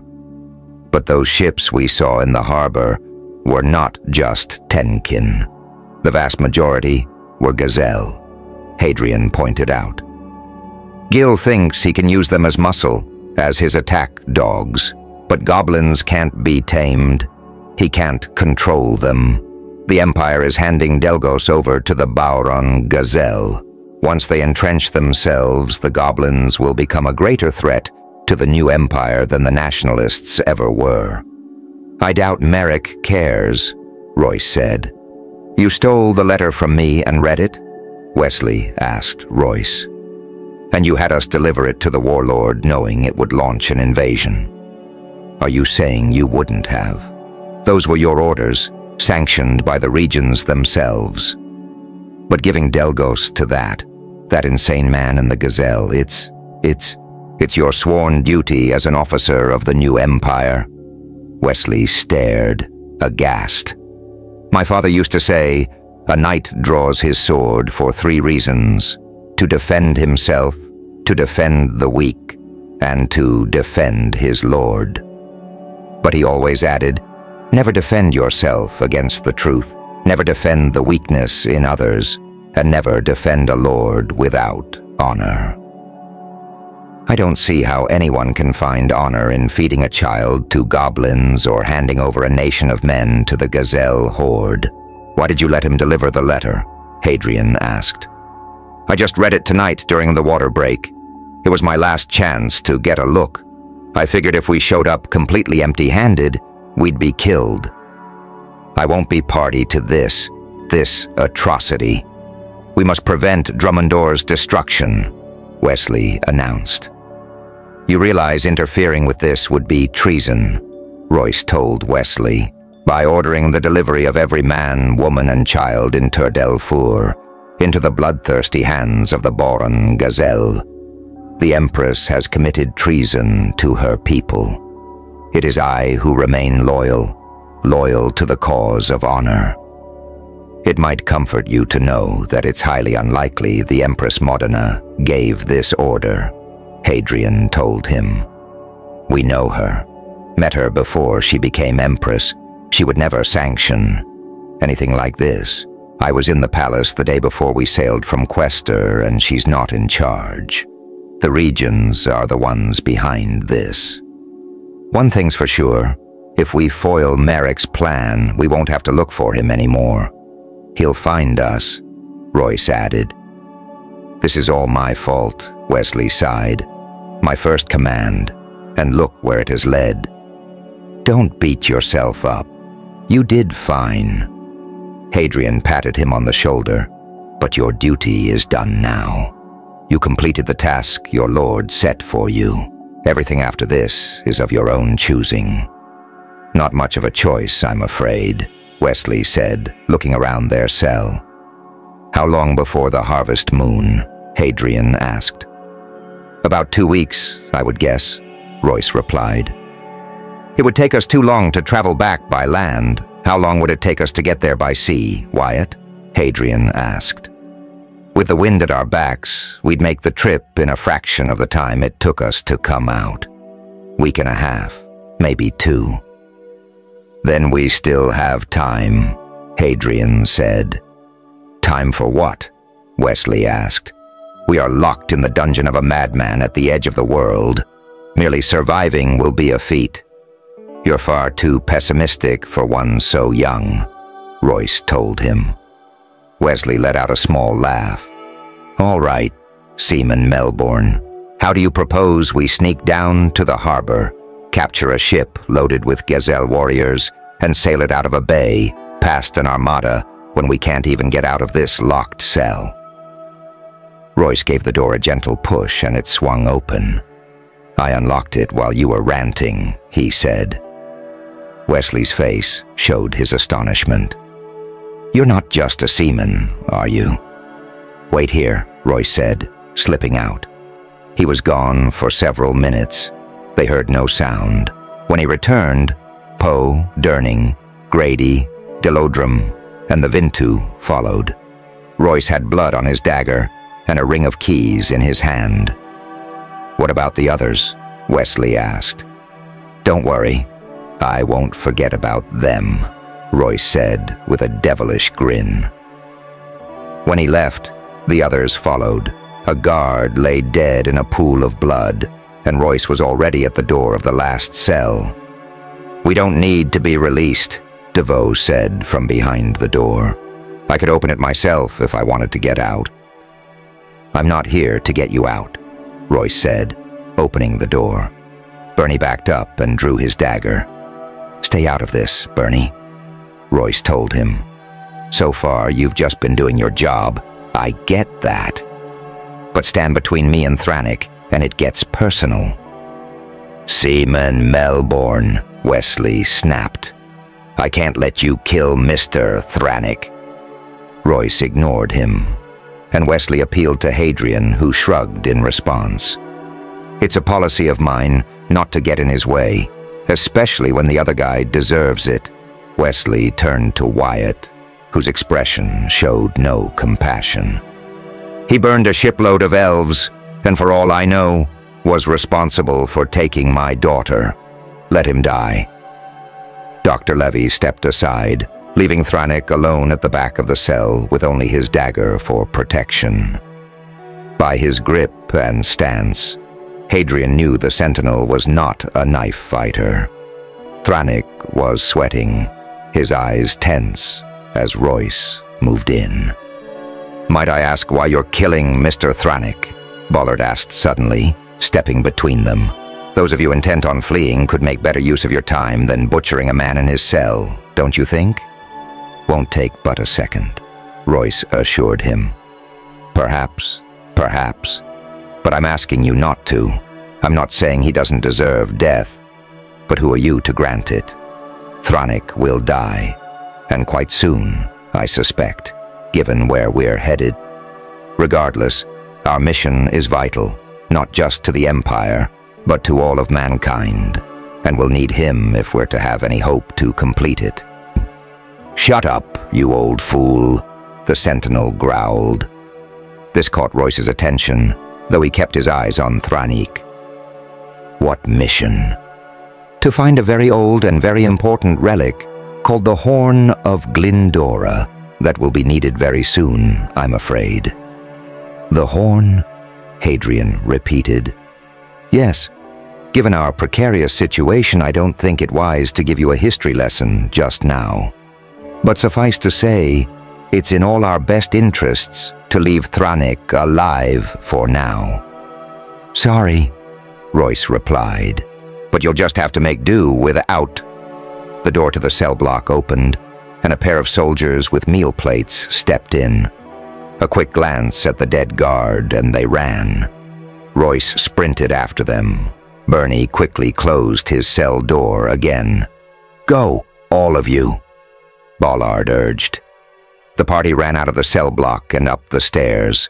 By the time they reached the top, the hallway was filled with loud voices. "They got away," Royce grumbled. "We gathered that from the shouting," Hadrian said. They faced a four-way intersection of identical narrow stone corridors. Wall-mounted flames burned from iron cradles, staggered at long intervals, leaving large sections of shifting shadows.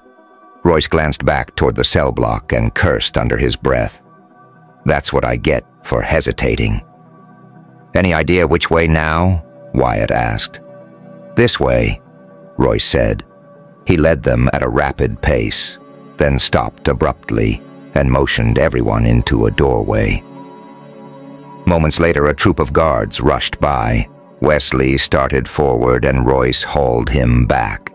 Two more guards passed. "Now we go," he told them, "but stay behind me."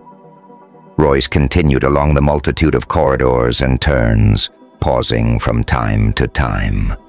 They climbed two more sets of stairs and dodged another group of soldiers.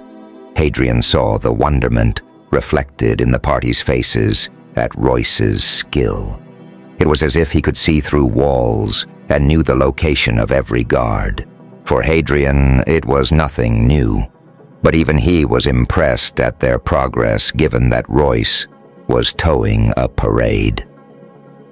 A door unexpectedly opened, and several Tenkins literally bumped into Dilladrum and one of the Vintu.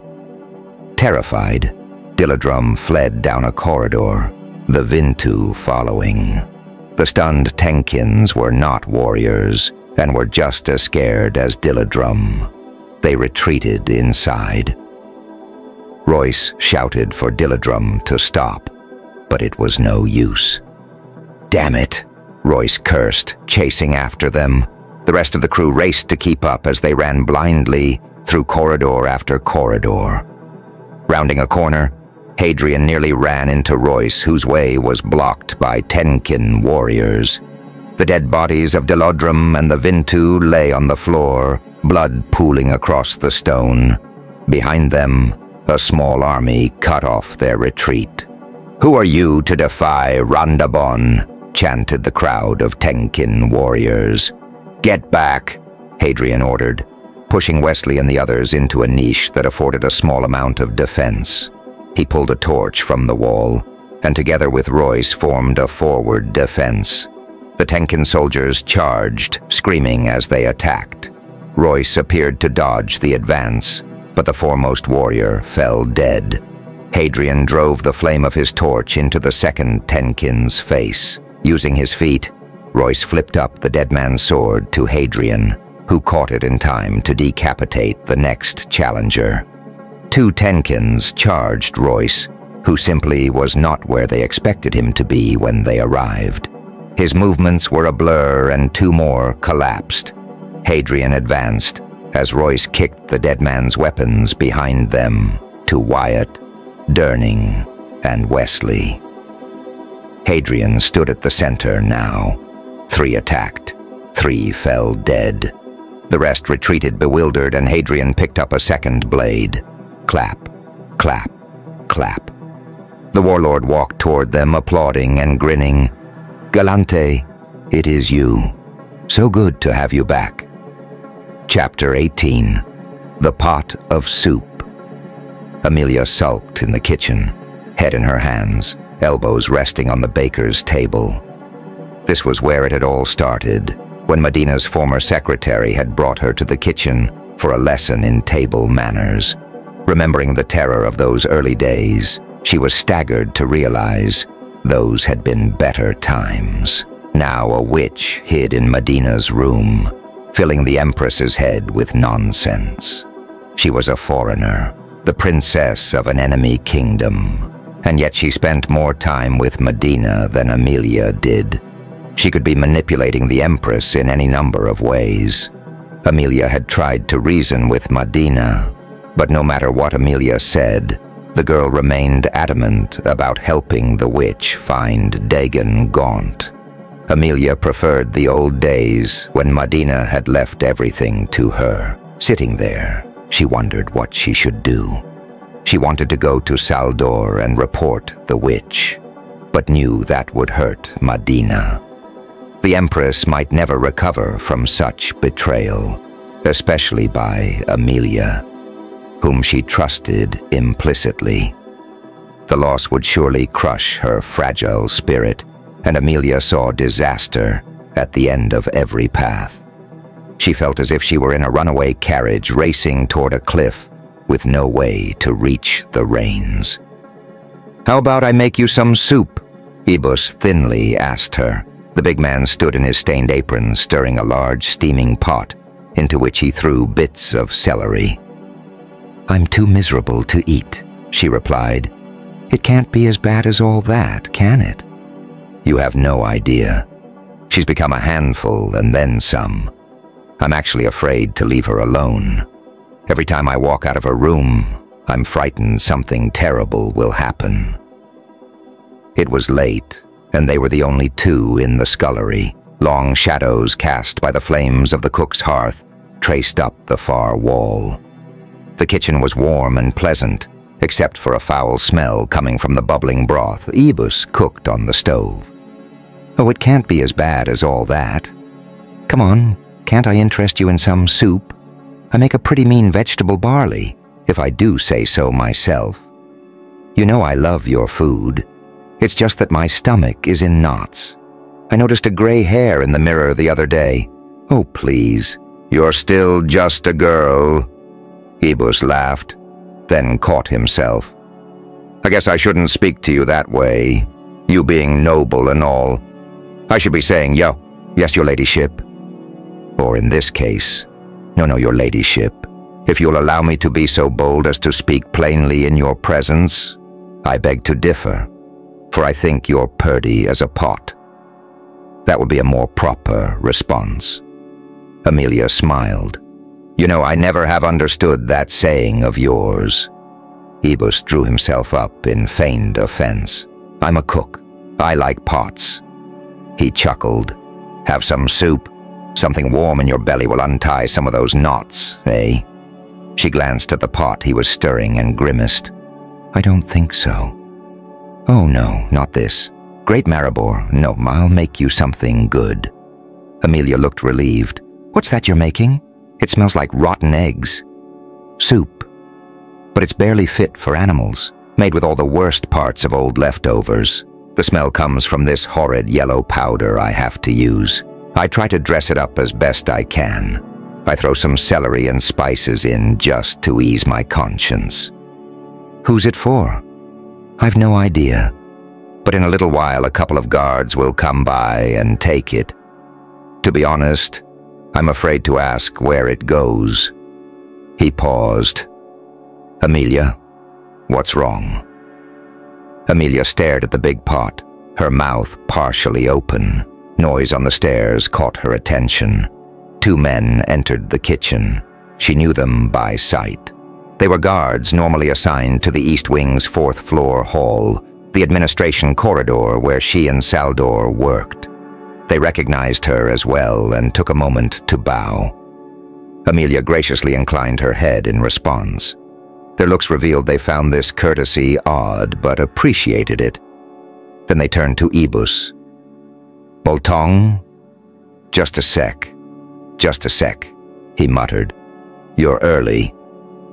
We've been on duty since dawn, one of the guards complained. This is the last job of the night. Honestly, I don't know why you put such effort into it, thinly. It's what I do, and I want it done right. Trust me, no one's going to complain. Nobody cares. I care, Ibus remarked, his voice sharp enough to end the subject. The guard shrugged his shoulders and waited. Who's the soup for? Amelia asked. The guard hesitated. Not really supposed to talk about that, milady. The other guard gave him a rough nudge. She's the bloody secretary to the Empress. The first one blushed. Forgive me, milady. It's just that Regent Saldor can be a little scary sometimes. Amelia agreed in her head, but externally remained aloof. His friend slapped himself in the forehead, rolling his eyes. Blimey, James, you're a fool. Forgive him, milady. What? James looked puzzled. What did I say? The guard shook his head sadly. You just insulted the regent and admitted you don't respect her ladyship, all in one breath. James's face drained of color. What's your name? She asked the other guard. Higgles, milady. He swallowed hard and bowed again. Why don't you answer my question, then? We takes the soup to the North Tower. You know, the one between the well and the stables. How many prisoners are there? The 2 guards looked at each other. None that we know of, milady. Who's the soup for? He shrugged. We just leave it with the Siret Knight. Soup's done, Ibis declared. Is that all, milady? Higgles asked. She nodded, and the 2 disappeared out the door to the courtyard, each holding one of the pot's handles. Now let me make you something, Ibis said, wiping his big hands on his apron. Huh? Amelia asked, still thinking about the 2 guards. No thanks, Ibis, she said, getting up. There's something I need to do, I think.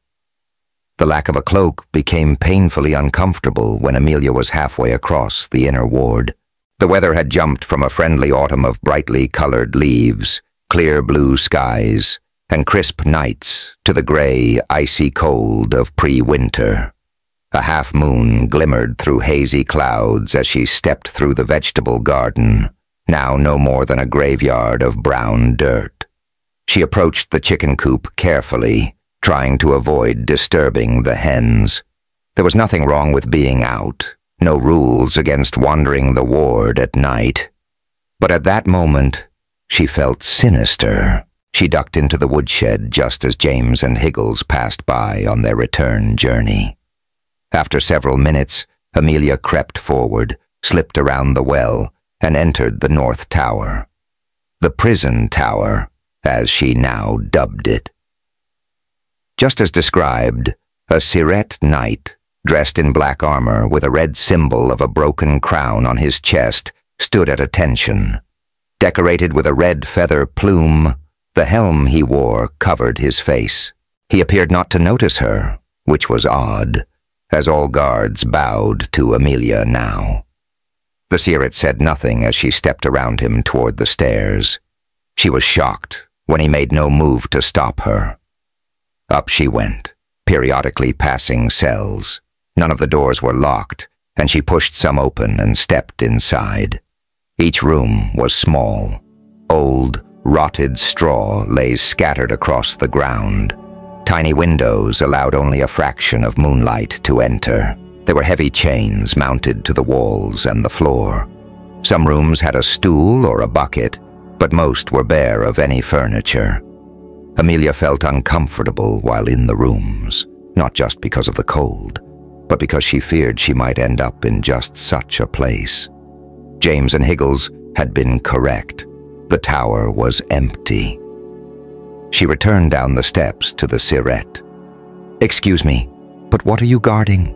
There's no one here." He did not respond. "Where did the soup go?" Again, the Siret stood mute. Unable to see his eyes through the helm, and thinking perhaps he was asleep while standing up, she took a step closer. The Siret moved, and as fast as a snake his hand grabbed hold of his sword and drew it part way from its scabbard, allowing the metal to hiss, a sound that echoed ominously in the stone tower. Amelia fled.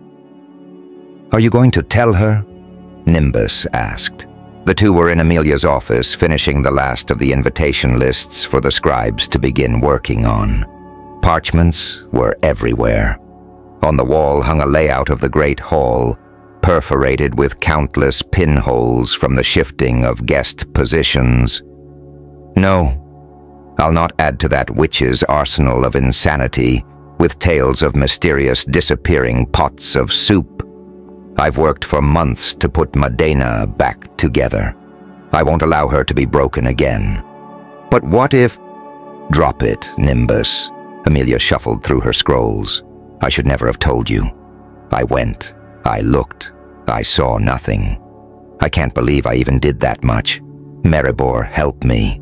The witch even had me out in the dark, chasing her phantoms. What are you grinning at?" "Nothing," Nimbus said. "I just had this impression of you slinking around the courtyard." "Oh, stop it." "Stop what?" Saldor asked as he entered unannounced. The regent swept into her office and looked at each of them with a disarming smile. "Nothing, Your Grace. Nimbus was merely having a little joke." "Nimbus? Nimbus?" Saldor repeated while eyeing the man, trying to recall something. "He's my assistant and Medena's tutor. A refugee from Virnes," Amelia explained. Saldor looked annoyed. "I'm not an idiot, Amelia. I know who Nimbus is. I was thinking about the name. The word is from the old imperial tongue. Nimbus, unless I'm mistaken, means mist or cloud. Isn't that right?" He looked at Nimbus for acknowledgement, but Nimbus merely shrugged apologetically. "Well, anyway," Saldor said, addressing Amelia, "I wanted to know how things are proceeding for the wedding. It's only a few months away. I was just sending these invitations to the scribes. I've ordered them by distance, so those living the farthest away should have couriers leaving as early as next week." "Excellent. And the dress?" "I finally got the design decided. We're just waiting for material to be delivered from Kelnora." "And how is Medena coming along?" "Fine, fine," she lied, smiling as best she could. She took the news of her wedded bliss well then. Medena receives all news pretty much the same way. Saldor nodded at her pleasantly. "Yes, true, true. He appeared so grandfatherly, so kind and gentle. It would be easy to trust him if she had not seen firsthand the volcano that lurked beneath that warm surface." He brought her back to reality when he asked, What were you doing in the North Tower last night, my dear?" She bit her tongue, just in time to stop herself from replying with total honesty. "I bumped into some guards delivering soup there in the middle of the night, which I thought odd because—" "Because what?" Saldor pressed. "Because there's no one in the tower. Well, besides a Siret, who appears to be standing guard over nothing. Do you know what that's all about?" she asked, pleased with how she had managed to reinforce her innocence by casually turning the tables on the old man. She even considered batting her eyes, but didn't want to push it. Memories of Saldor ordering the guard to take her out of his sight still rang in her head. She didn't know what that order had really meant, but she remembered the regret in the guard's eyes as he had approached her. "Of course I do. I'm Regent. I know everything that goes on. The thing is, that was quite a lot of soup for one night, and it vanished, pot and all, in just a few minutes. But since you already know, I suppose it doesn't matter." Saldor studied her silently for a moment. His expression was no longer the familiar one of condescension. She detected a faint hint of respect forming beneath his wrinkled brows. "I see," he replied at length. He glanced over his shoulder at Nimbus, who was smiling back as innocent as a puppy. To her chagrin, Emilia noticed that he did bat his eyes. Saldor took no apparent notice of his antics, then reminded her not to seat the Duke and Lady of Rochelle next to the Prince of Alban before withdrawing from her office. "That was creepy," Nimbus mentioned after Saldor left. "You poke your head in the tower, and the next morning Saldor knows about it." Emilia paced the length of her office, which allowed her only a few steps each way before she had to turn. But it felt better than standing still. Nimbus was right. Something strange was going on with the tower, something that Saldor himself kept careful watch over. She struggled to think of alternatives, but her mind kept coming back to one name: Degen Gaunt. Chapter 19. Galante. The corridor outside the great hall of the Palace of the Four Winds was deathly silent, as the small band remained huddled in the niche.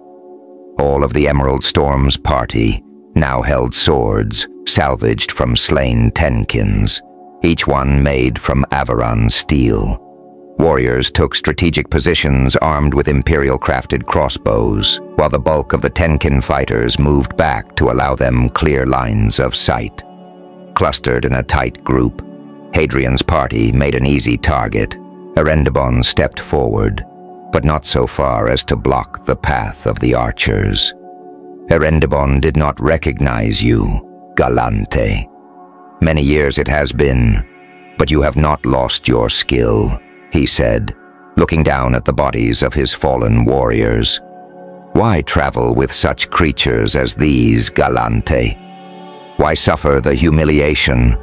It would be the same for Erendibon to slither on the forest floor with the snakes or wallow with the pigs. Why do you do this? Why?"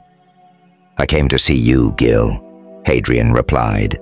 Instantly, there was a gasp in the hall. "Ha ha," the warlord laughed. "You use my Kalaya name, a crime for which the punishment is death, but I pardon you, Galante, for you are not like these." He waved his hand, gesturing vaguely. "You are in the cosmos with Erendibon.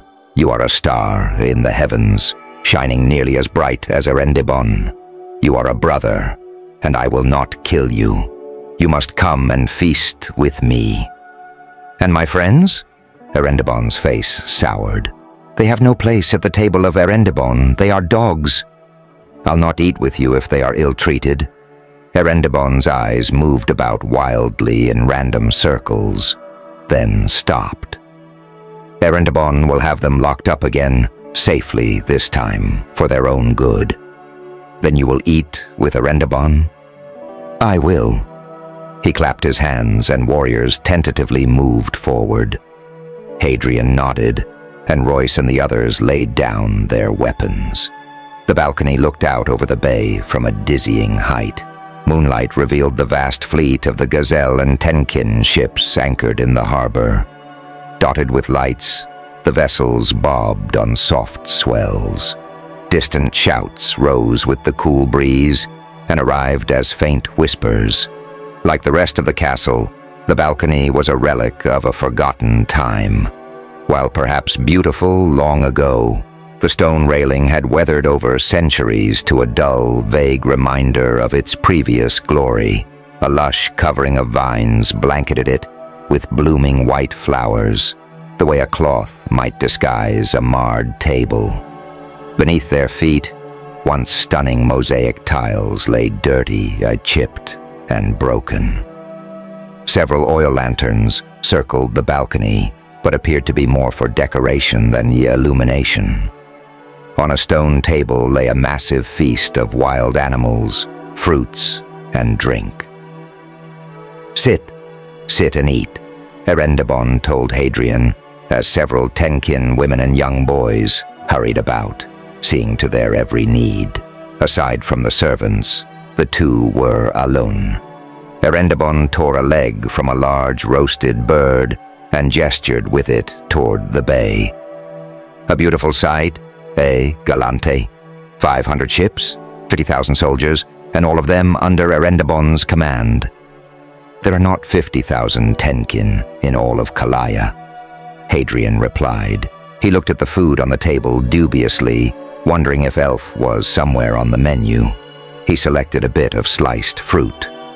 "No," the warlord said regretfully. "Erendibon must make do with the Gazelle